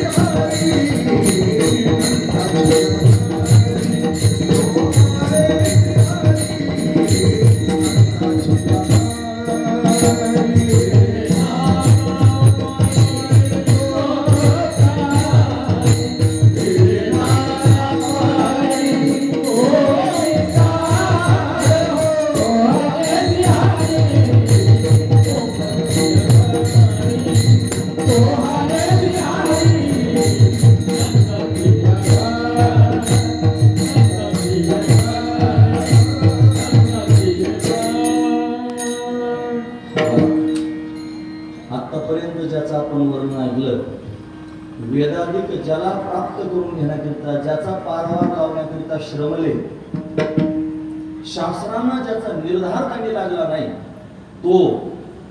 हे तो म्हणण्याचं तात्पर्य आहे. तो जो त्यांनी महाराज कोणालाही कळत नाही तो, आणि तो सांगितला स्वरूप लक्षणाने, आणि हा सांगितला तटस्थ लक्षणाने. तो स्वरूपाने सच्चिदानंद घन आहे, तो हा शब्द बऱ्याच ठिकाणी येतो. तो हरे श्री हरी पाहिला डोळे भरी, सत्य ज्ञानानंत गगनाचे प्रावर्ण नाही उपवर्ण गुण जेथे, असं वर्णन केलं म्हणजे ते स्वरूप लक्षणाचं. मग म्हणजे तो हरे श्री हरी, मग पांडुरंगाच्या समोर उभे राहिले आणि हात केला पांडुरंगाला, म्हणजे तोच हा श्री हरी विटेवर उभा आहे. तो हरे श्री हरी, तो म्हणजे तो सत्य स्वरूप आहे, ज्ञान स्वरूप आहे, आनंद स्वरूप आहे, गगनासारखा व्यापक आहे, तो निर्गुण आहे, निराकार आहे, आणि तो हा विटेवर उभा आहे. तो हरे श्री हरी. तसं त्यांनी महाराज इथं सुद्धा ते अजून बऱ्याच ठिकाणी तो हा शब्द वापरला जातो. ते म्हणजे ते हे समचरण, रोज आपण म्हणतो ना महाराज, रूप पाहता लोचनी सुख झाले व साजणी, तो हा विठ्ठल बरवा, तो हा माधव बरवा, आला की नाही शब्द तो हा. पण तो आणि हा तो कोण, जो त्यांनी सच्चिदानंद स्वरूप आहे, निर्गुण निराकार, तोच हा डोळ्यासमोर त्यांनी पाहिला. ते जे शब्द आहेत ना जसे तसेचे तसेच शब्द नाथ महाराजांचे आहेत. ते या ठिकाणी म्हणतात तो हा श्रीहरी नंदाचे घरी. मग तो जो श्रीहरी तो नंदराजाच्या घरी त्यांनी आलेला आहे. काय करण्याकरिता आला? तो क्रीडा करण्याकरिता आला. कोणाबरोबर क्रीडा करण्याकरिता आला? तो त्या गोपाळांबरोबर गोपिकांबरोबर क्रीडा करण्याकरिता आला. म्हणून त्यांनी महाराज क्रीडे नाना परी गोपिकांशी. नाना परी शब्दाचा अर्थ तो प्रकार. तो जो निर्गुण निराकार श्रीहरी आहे तो हा म्हणजे सगुण साकार होऊन त्यांनी हा रूप धारण करून आलेला आहे. आणि तो अनेक प्रकाराने क्रीडा करतोय. अनेक प्रकारच्या क्रिया अशा पद्धतीने करतोय. काय काय क्रीडा करू लागला? आता लक्ष करू. काय काय तुम्ही ऐकतात ना सर्वजण. फार महत्वाचा मुद्दा सांगतो. अहो यानं फार क्रीडा केल्यावर हा कळाला. त्यांनी सगळ्या लोकांना बातमी कळाली. देव आला. सगळे आनंदाने त्याला पाहण्याकरिता आले. आनंद विभोर झाले. गोकुळीच्या सुखा अंत पार नाही लेखा. बाळकृष्णानंदा घरी आनंदल्या नरणारी. बुढिया बोलणे करीती कथा गाती गाणे. बाळकृष्णानंदा घरी आनंदल्या नरणारी. तुका म्हणे छंदे येणे वेधिले गोविंदे. सगळ्यांना वेधून घेतलं. इकडे सगळ्यांना आनंद झाला. तिकडे कंसाला भय निर्माण झालं. त्याचा शत्रू जन्माला आल्यासारखं वाटलं. त्यानं भगवंताला मारण्याकरिता त्यांनी महाराज पुतना बाईला पाठवली. आता क्रीडा सांगायची ना देवाची. एवढाच आहे. चतुर्दशीला पुतना आली आणि त्याला मारण्याकरिता आली. भगवंताने त्यांनी महाराज तिला पाहिलं. डोळे बंद करून तिच्याविषयी बराच विचार केला. आता हिला काय दिलं पाहिजे? आता ही माझे आई होऊन त्यांनी दूध पाजणार आहे. मग आईला जी व्यक्ती दिली पाहिजे ती हिला दिली पाहिजे. पण राक्षस होऊन मारण्याकरिता आलेली आहे. मग देवानं त्यांनी महाराज तिला दिव्य असणारी व्यक्ती सायुज्य मोक्ष द्यायचं ठरवलं. मम दर्शन परमानुपा जीव पावनीचं सहज स्वरूपा. जीवाला सहज स्वरूपाची प्राप्ती होते म्हणून पुतणेचा उद्धार करायचं ठरवलं. आणि भगवंतानं क्रीडा केली. पुतणेबरोबर त्यांनी महाराज तिचं स्तनपान करायला लागला. विष पिऊन घेतलं. प्रेमपाना फुटला. तो प्रेमपाना प्राशन केला. मग तिचे प्राण ओढायला लागला. शोषिले पुतनाईने मोहिलेले करून पाळीने संगडे बापर कुमादेवी वरून. म्हणून त्यांनी पुतणेचा उद्धार केला. तो सनकाधिकाची माने सायुज्य सौरसुदिला पुतणे जे विषयाचे निस्तनपाने मारू आले. मारायला लागले पण तिचा उद्धार केला. हीच भगवंताची दिव्य लीला आहे. बरोबर 9 वाजता पुतना मारले. मी आता काय करायचं? हो कीर्तन 7:30ला सुरू झालेलं आहे. उद्या त्यांनी माझ्याकडे राग बघायचं नाही कोणी. पण थांबतो मी आता. 2 चरण तर झाले म्हणजे निम्म्यावर आपण आलेलो होतो. लक्ष करू. काय काय पुतना त्यांनी मारले. तिचा उद्धार करून टाकला. महाराज विशाल काय पुतना होती. धाड जमिनीवर त्यांनी पडली. भगवंत तिच्या छातीवर आहे. त्याला छातीवरून खाली उतरवलं. मग तिचे त्यांनी महाराज तुकडे तुकडे करून पिटून दिली. 6 महिने जळत होती. या महाराज विठोबा कुमार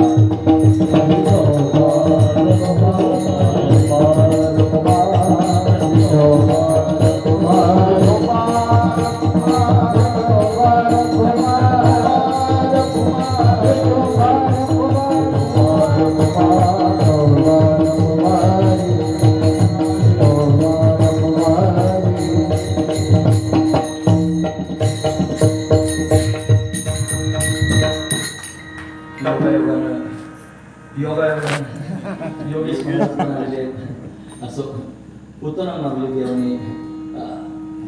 पुतनेचा उद्धार भगवंताने केला. भगवंताची लीला आहे. देवाला खाली उतरवलं तिच्या छातीवरून. त्याची दृष्ट काढायला लागली यशोदा. बायका दृष्ट काढतात ना. तुम्ही दर कीर्तनात हे ऐकत असतात. हे सांगायला गोड लागतं आणि हेच ऐकायला गोड लागतं. काय दुसरं ऐकत राहतात. जे सुरुवातीचं होतं की नाही महाराज वेद असा आहे. त्याच्यात एवढे अंग आहेत. त्याच्यात तेवढे असे छंद आहेत. निरुक्त आहे. त्याच्यात त्यांनी ज्योतिष आहे. हे सगळं त्यांनी सांगितलं जात होतं. लोकांच्या डोक्यावर जातात. आणि भगवंताची लीला सांगायला गेले की लोक असे खुलून जातात. टवकारले जातात. त्यांना हेच सांगायचं. नाथ महाराजांचा सांगण्याचा उद्देशच आहे की ते करीत बसू नका.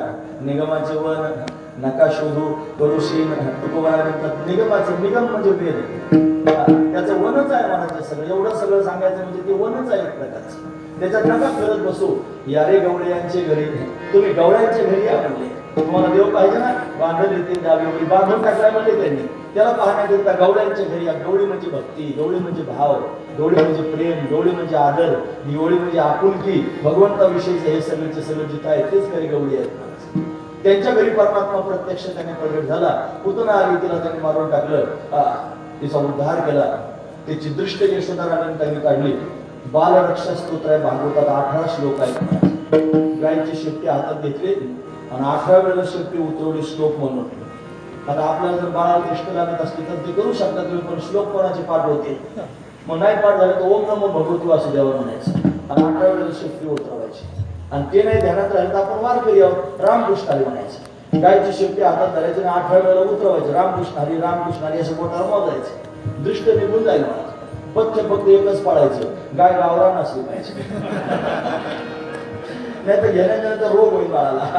तर ती रोगाची खाण आहे मला, ती गाय नाही काऊ आहे. कोणाही जीवाचा जागा रोग मला काय त्याचा मत्सर करायचं नाही, पण आता जे आहे ते पण अशा पद्धतीने दृष्ट काढले त्यानं, याची पुतना मारली. महाबळ भट्टांनी पाठवला.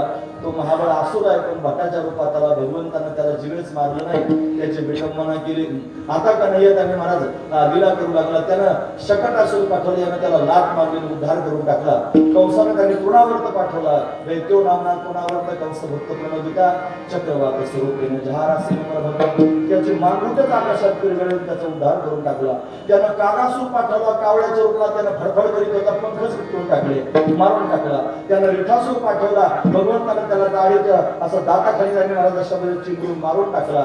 असं काग वगैरे ठाण मारले बाळपणी, अवघी दैत्य खाणी बुडविली, सारी दैत्यांची खाण बुडवली. एवढंच केलं का असं नाही, रांगू लागला. तळवे तळहात ते गीत डाव्या गुडघ्याने रांगत रंगणी रंगनाथ तो मी असा देखील असे रांगू लागला. रांगता रांगता लीला करू लागला. काय लीला करतोय? रांगत रंगणी चोरीत लोणी भाऊनी धरीती गवळणी बांधित रंगणी गाराणी यशोदे साजणी कही तुला भक्षणी कमाल मिळे कवल केले साजणी कृष्णा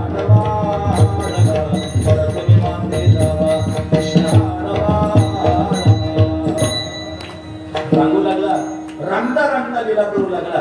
आता दिव्य असं लिहिलं आहे, रांगत रंगणी चोरीत लोणी गवळणींच्या घरी त्यांनी लोणी चोरायला जाऊ लागला. परी म्हणजे प्रकार इथं सांगितलं ना, क्रीडा नाना परी क्रीडे नाना परी गोपिकांशी, अनेक प्रकारानं गोपिकांबरोबर क्रीडा करायला लागला. मग काय क्रीडा करायला लागला?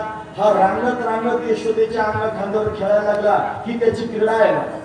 यशोदा गोपी आहे आणि तिला आनंद देण्याकरिता केलेली क्रीडा आहे. हा रांगता रांगता त्यांनी महाराज घराच्या बाहेर जाण्याकरिता लीला करू लागला. अनंत ब्रह्मांडे एके भूमी ऐसे धेंडे तो या गवळे यांचे घरी उमरा चढता एका घरी. हा क्रीडा आहे महाराज. सगळं जग ज्याच्या आधारावर आहे आणि तो उमऱ्याचा आधार त्यांनी आधार घेऊन उमरा चढायला लागला. ही त्याची क्रीडा आहे. तो उमरा ओलांडून बाहेर जाऊ लागला आणि गोपिकांच्या घरात त्यांनी घुसू लागला. त्या गोपिकांच्या घरात घुसून काय करू लागला? रांगत रंगणी चोरीत लोणी चोरू लागला. ही क्रीडा आहे महाराज त्याची. तो क्रीडा करू लागला. चोरीत लोणी. अजून काय करू लागला? धावणी धरीती गवळणी, त्याला धावून गवळणीने पकडावं आणि गवळणीच्या हातात सापडावं. ही त्याची क्रीडा आहे. तो काय कोणाला सापडतो का? अरे आधीचे बोंब मारित होती, एवढे कोणालाच नाही सापडला. तो वेदाला नाही सापडला, शास्त्राला नाही सापडला, मौन झाले मला त्यांना कुठेच नाही सापडला. आणि यांना मात्र लगेच सापडला. गवळणींच्या घरात घुसला आणि गवळणी धावणी धरीती गवळणी त्याला त्यांनी पकडावं. ही क्रीडा करायला लागला. गवळणींच्या हातात सापडला. फार महत्वाचा विचार आहे. गवळणी धरलाच का? नुसता धरला नाही, बांधिती चरणी त्याच्या पायाला बांधून टाकलं. क्रीडा करतात ना महाराज किंवा क्रीडे असा शब्द वापरला. क्रीडे नाना परी गोपिकांशी, गोपिकांबरोबर अनेक प्रकारची क्रीडा करायला लागला. मग त्या बांधून टाकू लागल्या. बांधल्यावर काय झालं? देती गाराणी गारणं सांगायला जाऊ लागलं. यशोदे साजणी. मग यशोदेने यायचं, फार मोठी चर्चा व्हायची. बघ ना तुझा काना रांगत रांगत घरात घुसतो काय, लोणी चोरतो काय, अशी चर्चा व्हायला लागली. आता रांगता रांगता उभा राहू लागला. उभं राहता राहता चालू लागला. चालता चालता पळू लागला. मित्रांबरोबर खेळू लागला. अतिशय सुंदर आहे महाराज. काय त्याचं वर्णन करू? तो त्यांनी महाराज आकळ आहे, पण तरी सुद्धा त्यांनी महाराज भक्तीने आकळला जातो. हा त्याचा भाव आहे. तो भक्तीच्या माध्यमातून सगुण साकार होतो. आला नावा रूपा तुका म्हणे झाला सोपा. जो अवघड आहे तो सोपा झाला आणि नाम रूप धारण करून आला. अतिशय सुंदर लीला करू लागला. अतिशय सौंदर्य घेऊन आला. किती सुंदर आहे तुम्हाला माहिती आहे का? त्याचं सौंदर्य सांगतो मी तुम्हाला. असं आहे, कामदेव त्याला अशा पद्धतीने पाहण्याकरिता आला. बापुडा झाला. बापुडा पोटी कंदर्प त्याने महाराज काम त्यांनी बापुडा झाला. त्याच्या पोटाला झाला. हा महत्वाचा विचार आहे. काम किती सुंदर आहे त्याचं काय वर्णन करू सांगावं? ब्रह्मदेवानं कामाला पाहिलं. ब्रह्मदेवात कामाचा संचार झाला. सगळ्या विश्वबीजाचा सातोपा ब्रह्मदेव त्याच्याच पोरीच्या मागे पळायला लागला. कामाचा संचार झाला म्हणून ब्रह्मदेवासारख्याला त्यांनी घोटाळ्यात आणलं. कामानं इतका सुंदर आहे, मोहून घेणार आहे, वेधून घेणार आहे, आनंद आहे, मदन आहे त्याचं नाव, असं असणारा काम. पण हा मदन त्यांनी भगवंताला पाहायला गेला आणि भगवंताला पाहून स्वतःच बापुडा झाला.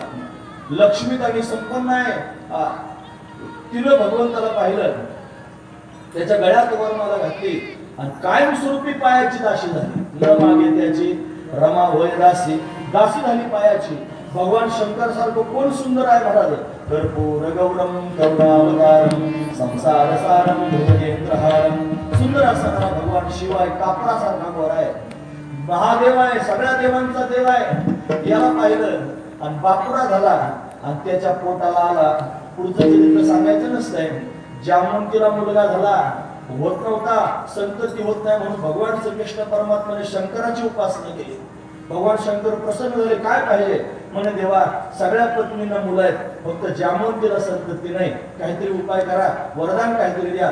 भगवान शंकर म्हणले, बाप्पा किती दिवसाचा मी तरमड होतो तुझ्या पोटाला यायला, मीच तुझा मुलगा होऊन येतो. मग जामवंतीला मुलगा झाला, त्याचं नाव ठेवलं सांब. तो संहारक आहे, त्यानंच त्यांनी लुगडे नेसून ऋषीमुनींना फसवलं. मग शाप मिळाला आणि ते मुसळतानी झालं. ते नाही सांगायचं आज महाराज, फक्त मला एवढं सांगायचं, सांब झाला भगवान शंकर. त्यांनी महाराज अशा पद्धतीने पोटाला आला. किती सुंदर, त्याचं सौंदर्य सांगण्याकरिता सांगतो, एवढा सुंदर आहे महाराज. मस्तक परमली आगिरी चंदन केशर तिलक लगाया, मोर मुकुट कानों में कुंडल चित्र बहुत बरसाया. महकता रहे दरबार सावरी, महकता रहे दरबार सावरी, तेरा किस्सा किया शृंगार सावरे, तेरा किस्सा किया शृंगार सावरे. लागे दुल्हा साबीदार सावरे. दुल्हा म्हणजे नवरदेव. आपण अख्ख्या जन्मभरात एकदाच नवरदेव होतो. काही होत असतील 2-3 बारा त्यांचा मुद्दा नाही मला सांगायचा, पण आपण जनरली पाहतो की नाही, मला माणूस एकदाच नवरदेव होतो. पण ज्याचं मी तुम्हाला वर्णन करून सांगतोय ना, तो रोज नवरदेव आहे. त्याचा रोज शृंगार केला जातोय. त्याला काय त्याचं वर्णन करून सांगावं, फार विलक्षण असं त्याची क्रीडा आहे. हे जरे की पगडी बांधे सुंदर आला, कितना सुंदर लागे बिहारी, कितना लागे प्यारा, कितना सुंदर लागे बिहारी, कितना लागे प्यारा, प्यारा प्यारा, कितना सुंदर लागे बिहारी, कितना लागे प्यारा. त्याचं सौंदर्य पाहून त्याला सल्ले दिले जात होते.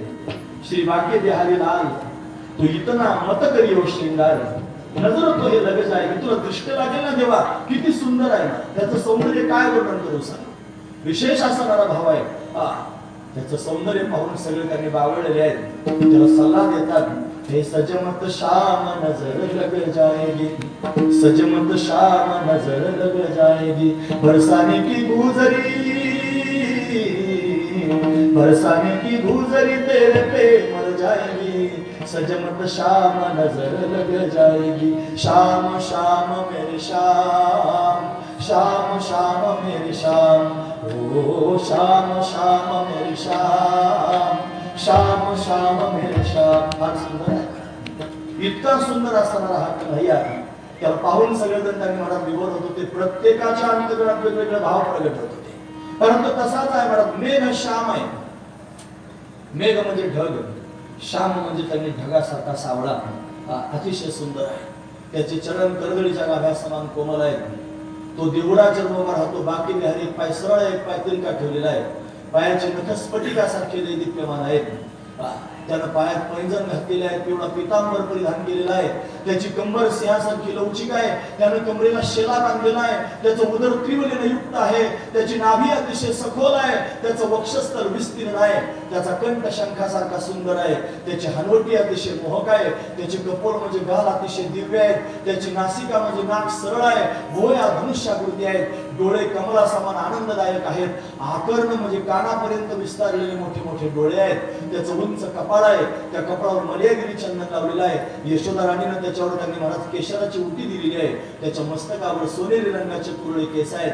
त्याला मोर मुकुट धारण केलेला आहे. त्याच्या कानामध्ये दिव्य कुंडले आहेत. त्याचे ओठ कुंदरू फुलासारखे लाल आहेत. त्याचे दात रत्नांची ओळी ठेवल्यासारखे सुंदर दिसत आहेत. दिव्य हात आहेत, मनगटात मनगटा घातलेल्या आहेत, दंडामध्ये बाजूबंद घातलेले आहेत, हातात मुरली घेतलेली आहे, आधारावर धरून त्यांनी महाराज वाजवतोय. दिव्य स्वर त्यांनी बाहेर पडत आहेत. गोपिकांच्या मनात त्यांनी घुसतायत. गोपाळांना आकृष्ट करून घेतायत. सगळ्याची सगळ्या गोपिकांच्या मनात भाव निर्माण होतोय. काही सुंदर आहे, काही छान आहे, काही गोड आहे, याच्यासारखं कोण सुंदर आहे. यशोदा राणी किती भाग्यवान आहे. तिच्या अंगा खांद्यावर खेळतो काय, तिच्या रोड्या मारतो काय, बागडतो काय, तिच्या हातचं लोणी खातो काय. आपल्या घरी सुद्धा आला पाहिजे. एकदा तरी त्यांनी आपल्या घरचं लोणी खाल्लं पाहिजे. मनातले भाव आहेत महाराज. एक बार मेरे घर आ जाना, मेरा भी माखन खा जाना, अशी भावना पोटात निर्माण झालेली आहे. या मनकवड्यानं त्यांची भावना जाणलेली आहे आणि जाणून त्यांनी महाराज त्यांच्या घरी जायचा निर्णय केलेला आहे. तुम्ही ऐकतात ना सगळेजण. माझ्या शब्दाबरोबर जर प्रवास केला असेल तर कन्हैया दिसला असेल मला. त्याला कीर्तनातच पाहता फार गोड आहे. त्याच्यासारखं कोण गोड आहे या जगामध्ये. असा सुंदर कन्हैया गोपिकांच्या मनात भाव निर्माण झाले. घरी यावा आणि आपल्या घरचं लोणी खावं. काय केलं पाहिजे? निमित्त केलं महाराज. सगळे त्यांनी मित्र आहेत. पेंद्या, वरद्या, वाकुड्या, श्रीराम, सुदाम, मधुमंगल, मनसुख, बोबड्या, या सगळ्या मित्रांवर फार प्रेम करतोय. पण सगळे उत्पत्ती छाप आहेत मरतुकडे. म्हणजे का रे, गवड्याच्या घरचे पोरण खायला भेटत नाही का? म्हणजे तेव्हा सगळं बाजारला घेऊन जातात. आम्हाला कोणी देत नाही. गावकऱ्याला समजून सांगून पाहिलं, कोणी ऐकलं नाही. मग सदस्य गोळा करून पाहिले. आधी ग्रामसभा घेतली होती, पण कोणी रिस्पॉन्सच दिला नाही. मग सदस्यांना घेऊन निर्णय करायचा ठरला. घेतले सदस्य सगळे बोलून आणि सांगितले, बघा तुम्हाला जर खायचं असलं, आता एका दगडात 2 पक्षी मारायचे, तर त्यालाच करता येतं, दुसऱ्याला नाही. म्हणजे गोपाळांना पण संतुष्ट करायचं आणि गोपी ज्या म्हणतात ना आमच्या घरी येऊन खाल्लं पाहिजे त्यांनाही संतुष्ट करायचं. याच्याकरिता हा प्लॅन तयार झालेला आहे. मग मंडळ तयार केले, चौरी विद्या प्रसारण मंडळ. आणि या मंडळाच्या माध्यमातून चोऱ्या करायच्या असं ठरलं. मंडळ स्थापन करायचं, त्याच्या माध्यमातून चोऱ्या करायच्या. पोलीस लोकांना काही काम नव्हतं. चोऱ्या केल्यानंतर धरतील कोणाला, काही लोकांनी चोऱ्या केल्या तर म्हणून मंडळाच्या माध्यमातून चोऱ्या करायचं असं ठरलं. सगळे गोपाळ त्यांनी बरोबर अशा पद्धतीने घेतले आणि या सगळ्या गोपाळांना बरोबर घेऊन, आपल्यासारख्या गोपाळांना बरोबर घेऊन, त्याच्यासारखीच आहे सगळे. पेंद्या, वरद्या, वाकुड्या सगळे त्याच्यासारखेच आहेत. गवळ्याची मुलं आहेत, ते सगळेचे सगळे त्यांनी बरोबर घ्यायचे आणि गोपिकांच्या घरामध्ये त्यांनी घुसायचं. आणि कशाकरिता घुसायचं? लोणी खाण्याकरिता अशा पद्धतीने घुसायचं. म्हणून त्या सगळ्या गोपाळांना बरोबर घेऊन गोपिकांच्या घरामध्ये त्यांनी सवंगडी एकसारखे मिळून त्यांनी महाराज जायचे आणि लोणी खायला सुरुवात करायचे. आणि दिव्य पद्धतीने लीला करून गोपिकांना गोपाळांना आनंद देण्याचं काम परमात्मा या माध्यमातून करू लागला. त्याचं वर्णन महाराज करून सांगतात.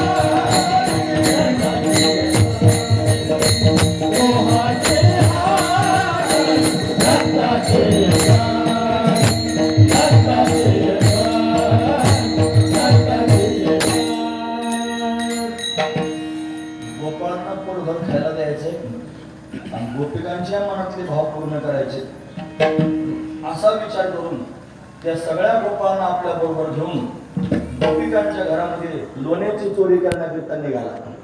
महाराज म्हणतात चोरावयाने घे गोपिकांची लोणी. गोपिकांचं लोणी त्यांनी महाराज खाण्याकरिता निघाला. लोणी म्हणजे सार असतं, महत्वाची गोष्ट आहे. चोरावयाने घे गोपिकांचे ताक असं नाही म्हटलं. चोरावयाने घे गोपिकांची दही असं नाही म्हटलं. चोरावयाने घे गोपिकांचे दूध असं नाही म्हटलं. मग काय म्हणले ते त्यांनी चोरावयाने घे गोपिकांची लोणी. लोणी म्हणजे सार भाग आहे. लोणी हे मंथन करून प्रगट होतं महाराज. भगवंताचं प्रेम असं सहजासहजी अंतकरणात प्रगट होत नाही. त्या गोपिकांच्या अंतकरणातलं जे प्रेम आहे ना तेच लोणी आहे. आणि ते सहज नाही. लोक देवावर प्रेम करतात तिथपर्यंत ठीक आहे, पण फक्त देवावरच नाही करीत. तुम्ही मान्य केलंय मगाशी, फक्त देवावरच नाही करीत. मग फक्त देवावरच प्रेम करण्याकरिता बाकीच्या सगळ्यांवरच प्रेम काढून टाकावं लागेल. मग प्रयत्न करून बघा, विचार करून बघा, बायकोवरच प्रेम काढून टाकायचं. विचार करायला काय खर्च लागतं का? पोरांवरच प्रेम काढून टाकायचं, संपत्तीवरच प्रेम काढून टाकायचं, बँक बाकीची गबाळजमा केली की नाही त्याच्यावरच प्रेम काढून टाकायचं. जमल का? गिरणीवरच प्रेम काढून टाकायचं. जमण्यासारखं असं सगळ्यांवरच प्रेम काढून टाकता यायचं नाही. हे बाकीच्या लोकांवर जडलेलं प्रेम काढण्याकरिता मंथन करावं लागेल. मंथन करून त्यांनी मला काय होतं माहितीये, मंथन केल्यानंतर आसार असणारा भाग बाजूला जातो आणि सार असणारा भाग एका बाजूला येतो. आणि आसार बाजूला काढून टाकायचं, मग साराचा स्वीकार करायचा. विचाराचं मंथन केलं गोपिकांनी, सगळं जग बाजूला केलं याच्याकरिता. कोणी आवडतच नाही, कोणी आठवतच नाही. विसरल्या कामधंदा, सासू सासऱ्याची नाही मर्यादा, विसरलं डायरेक्ट. कोण पाहिजे? फक्त देव पाहिजे. पती सुताचा विसर पडला, पतीचा विसर पडला, सुताचा विसर पडला. आता फक्त देवच चित्तात राहिला, देवावरचं प्रेम फक्त शिल्लक राहिलं. सासुरे माहेर, सासू सासरा दीर देखत त्या भ्रातार हरीच्या रूपे. मग नवरा सुद्धा त्यांनी मला हरी रूपाने दिसायला लागला, सासू पण कृष्ण रूपाने दिसायला लागली, सासराही कृष्ण रूपाने दिसायला लागला. असं जर झालं तर कोर्ट बंद पडतील महाराज. सासू जर कृष्ण दिसला, सासऱ्यात जर कृष्ण दिसला, किती मोठा विचार आहे. आपण जर परमार्थ करतो ना, परमार्थिक माणसाला हे दिसलं पाहिजे महाराज.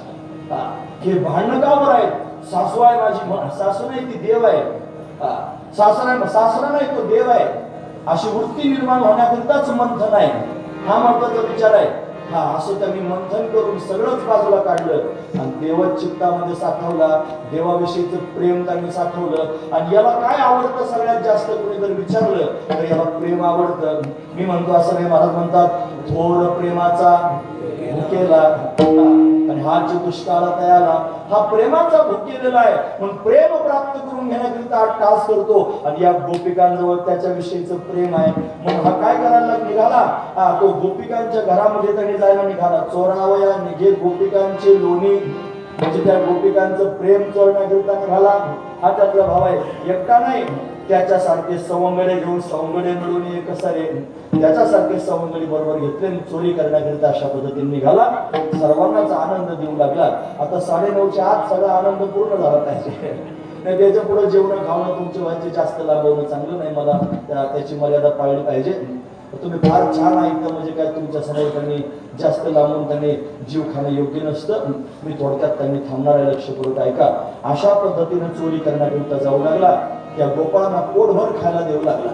अशी उत्पत्ती छाप होते गोपाळ सगळे. पण जसे देवाच्या संगतीत आले ना महाराज, 4-8 दिवसातच गोंडाळे महाराज मस्त चमकायलाच लागले. एवढे यांची ताकद रे. कोण पोळे चांगली ती पाहता गोवळे खाय त्यांची उष्टावळी असं त्यांनी गोपाळ होते. दष्टपुष्ट झाले महाराज. मस्त त्यांनी भगवंताच्या संगतीत तुझे संगती झाले आमचे निश्चिंती, नाही देखील ती मिळे भोग सुखाचे सोहळे, घरी ताकाचे सरोवर येथे नवनीताचे पूर. अशी अवस्था सगळ्यांची झाली. दिव्य लीलेमध्ये सहभागी झाले आणि मग भगवंताबरोबर खेळू लागले. आणि हा परमात्मा खेळण्याकरिताच आलेला आहे. तो सगळ्या गोपाळांबरोबर त्यांनी अशा पद्धतीने अनेक प्रकारचे खेळ करू लागला. अरे जो त्यांनी म्हणत आगमाला कळाला नाही, आगम म्हणजे तंत्रशास्त्र, आणि निगमाला कळाला नाही, निगम म्हणजे वेदशास्त्र.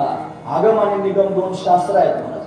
उपक्रम करताना नाथ महाराज म्हणले वेदाधिक श्रमले नकळे जयापार शास्त्राशी निर्धार नकळेची, म्हणजे आधी वेदाचं शास्त्राचं नाव घेतलं आणि उपसंहार करताना सुद्धा त्यांनी म्हणत त्या दोघांचंच नाव घेतात की हा परमात्मा असा आहे, खेळण्याकरिता आलेला आहे, खेळायला लागलेला आहे. कोण खेळायला लागलेला आहे? जो त्यांनी म्हणत आगमालाही कळत नाही आणि निगमालाही कळत नाही, जो आकल आहे, न कळणार आहे, आणि तो परमात्मा त्यांनी म्हणत या गोपाळांबरोबर त्यांनी खेळू लागला आणि खेळ खेळताना प्रत्यक्ष पाहिला असं नाथ महाराज आपल्याला सांगतायत. हे गजानन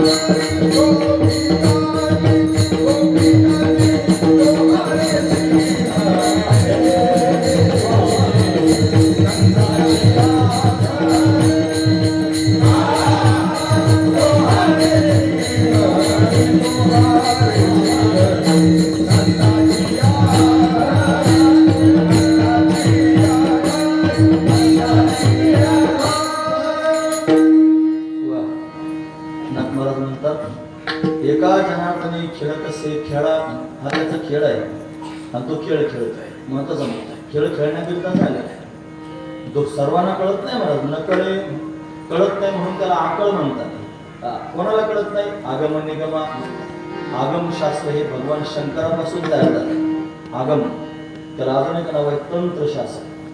हे आगम म्हणजे तंत्रशास्त्र भगवान शंकरानं भगवती पार्वतीला वर्णन करून सांगितलं. भैरव भैरवीचा संवाद आहे, त्याला आगमशास्त्र म्हणतात. आणि निगम म्हणजे वेदशास्त्र, जे भगवंताच्या श्वासातून प्रगट झालेलं आहे. शेषशय्येवर पडलेल्या नारायणाच्या श्वासातून प्रगट झालं. उपक्रमात आपण ते पाहिलं.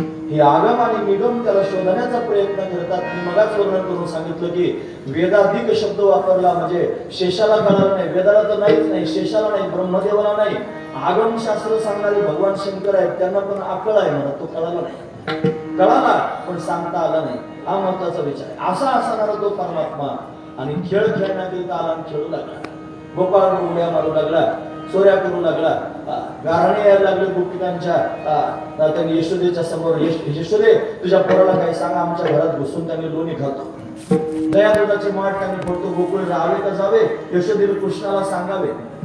तो म्हणला माझे कारणे सांगायला तर त्याच म्हणतात एक बार मेरे घर आ जाना आणि मेरा भी माखून खा जाणार. परत माझे कारणे सांगायला आता यांना आदर घडून पाहिजे. मग चोऱ्या करत होता आधी, आता खोड्या करायला लागला. फार खोड्या केल्या महाराज गोकुळात. याने खोड्या केल्या, चोऱ्या केल्या फार. म्हणून समोर बांधून टाकला महाराज साधू संतांनी. फार चोऱ्या करतो, फार खोड्या करतो महाराज. काय काय खोड्या करू लागला. कोणाचा पदर तरी उडू लागला, कोणाची विणी तरी उडू लागला. तोंड करून वाकुडे मज म्हणत वेडे असं म्हणून पडून जाऊ लागला. लोणी तर खायचंच खायचं. आणि लोणी खाऊन त्याने हाताला लागले. लोणी पळून जाता जाता गोपीच्या तोंडाला लावून जायचं.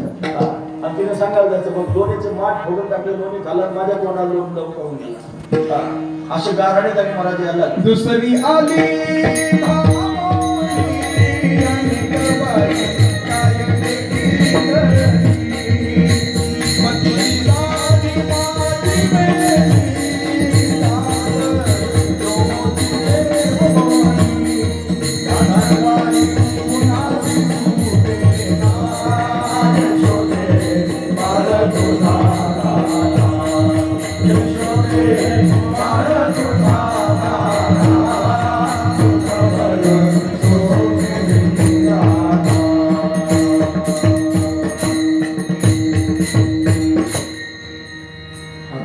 सांगितली होती, आता याने दुसरी सांगितली.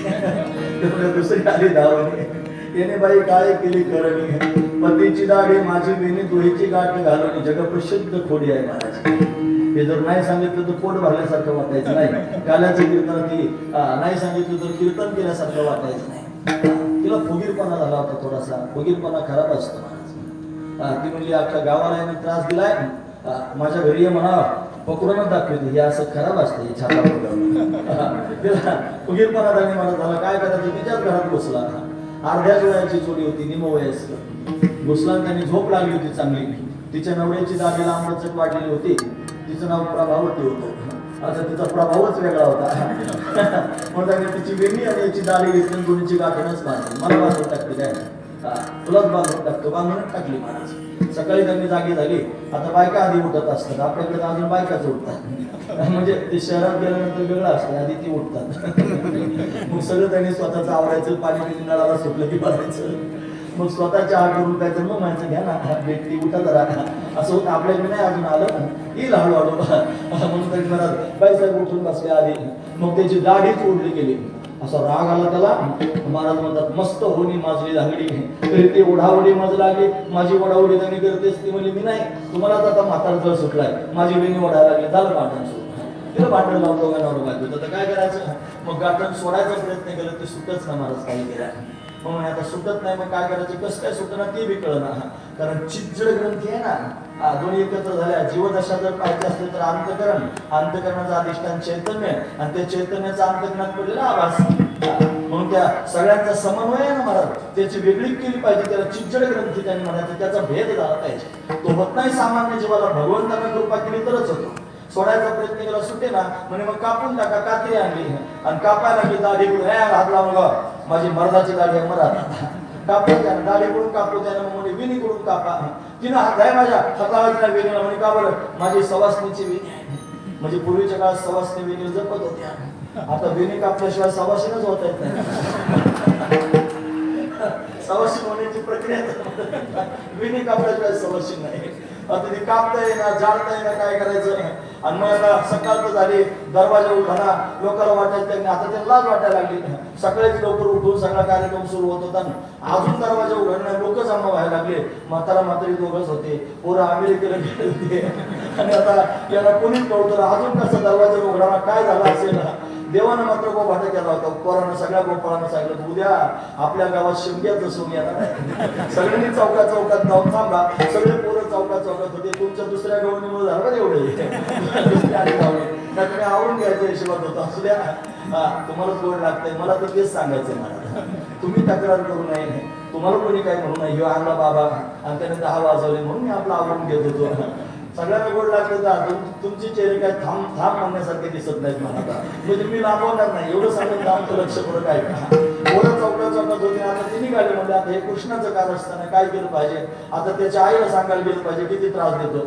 मग आता काय गवळण पुढे चालायला लागले. आता असंच चालावं लागलं ना. त्याच्या दाढीची आणि वेलीची गाठण मारली होती. आता ती त्याच्यापेक्षा थोडी उंच होती फुटबाराने. आता काय करायचं, तो जरा बारीक होता. मग आता त्याला चालायचं म्हणून असं वर तोंड करून चालावं लागलं. आणि मग ते गवळण गरगर गिरक्या मारली. ती जागेवर गिरकी मारायची. गवळी बरोबर दाढी धरी आबा हळू उठते, आबा हळू चालना, आबा हळू चालना. मग ते बाबाचे त्याची मिमिक्री करत नाही मी. मला त्यांना जिवंत ठेवायचं. माझ्या काळात ते जिवंत ठेवायचे. त्यांचे शब्द मला माझ्या आठवणीत काही असे महात्मे आहेत. मला त्यांचे शब्द माझ्या मेंदूत गच्च भरलेले आहेत. मी नारायणगिरी महाराजांना ऐकलं. लखनगिरी बाबांच्या आणि समाधीच्या वेळेला नारायणगिरी महाराजांचं कीर्तन ठेवलं होतं. आणि ते कीर्तनाला आले कोपरगावला. आणि कीर्तनाला उभे राहिल्यानंतर आता तिथल्या परिसराचं वर्णन करून सांगायचं ना. मग ते म्हणाले, कोकम ठाण कोकम ठाण कोकम ठाण, कांचनवाडी कांचनवाडी कांचनवाडी, लखनगिरी महाराज लखनगिरी महाराज लखनगिरी महाराज. तुम्ही ऐकलं कधी नारायणगिरी महाराजांना? असेच शब्द असे शब्द. मी त्यांची नक्कल करीत नाही. मला मिमिक्री करून त्यांना कमीपणा आणायचं नाही. पण त्यांनी माझ्या काळजात ते भरलेले आहेत, माझ्या मेंदूत ते भरलेले आहेत. आणि ते मला विसरायचे नाही.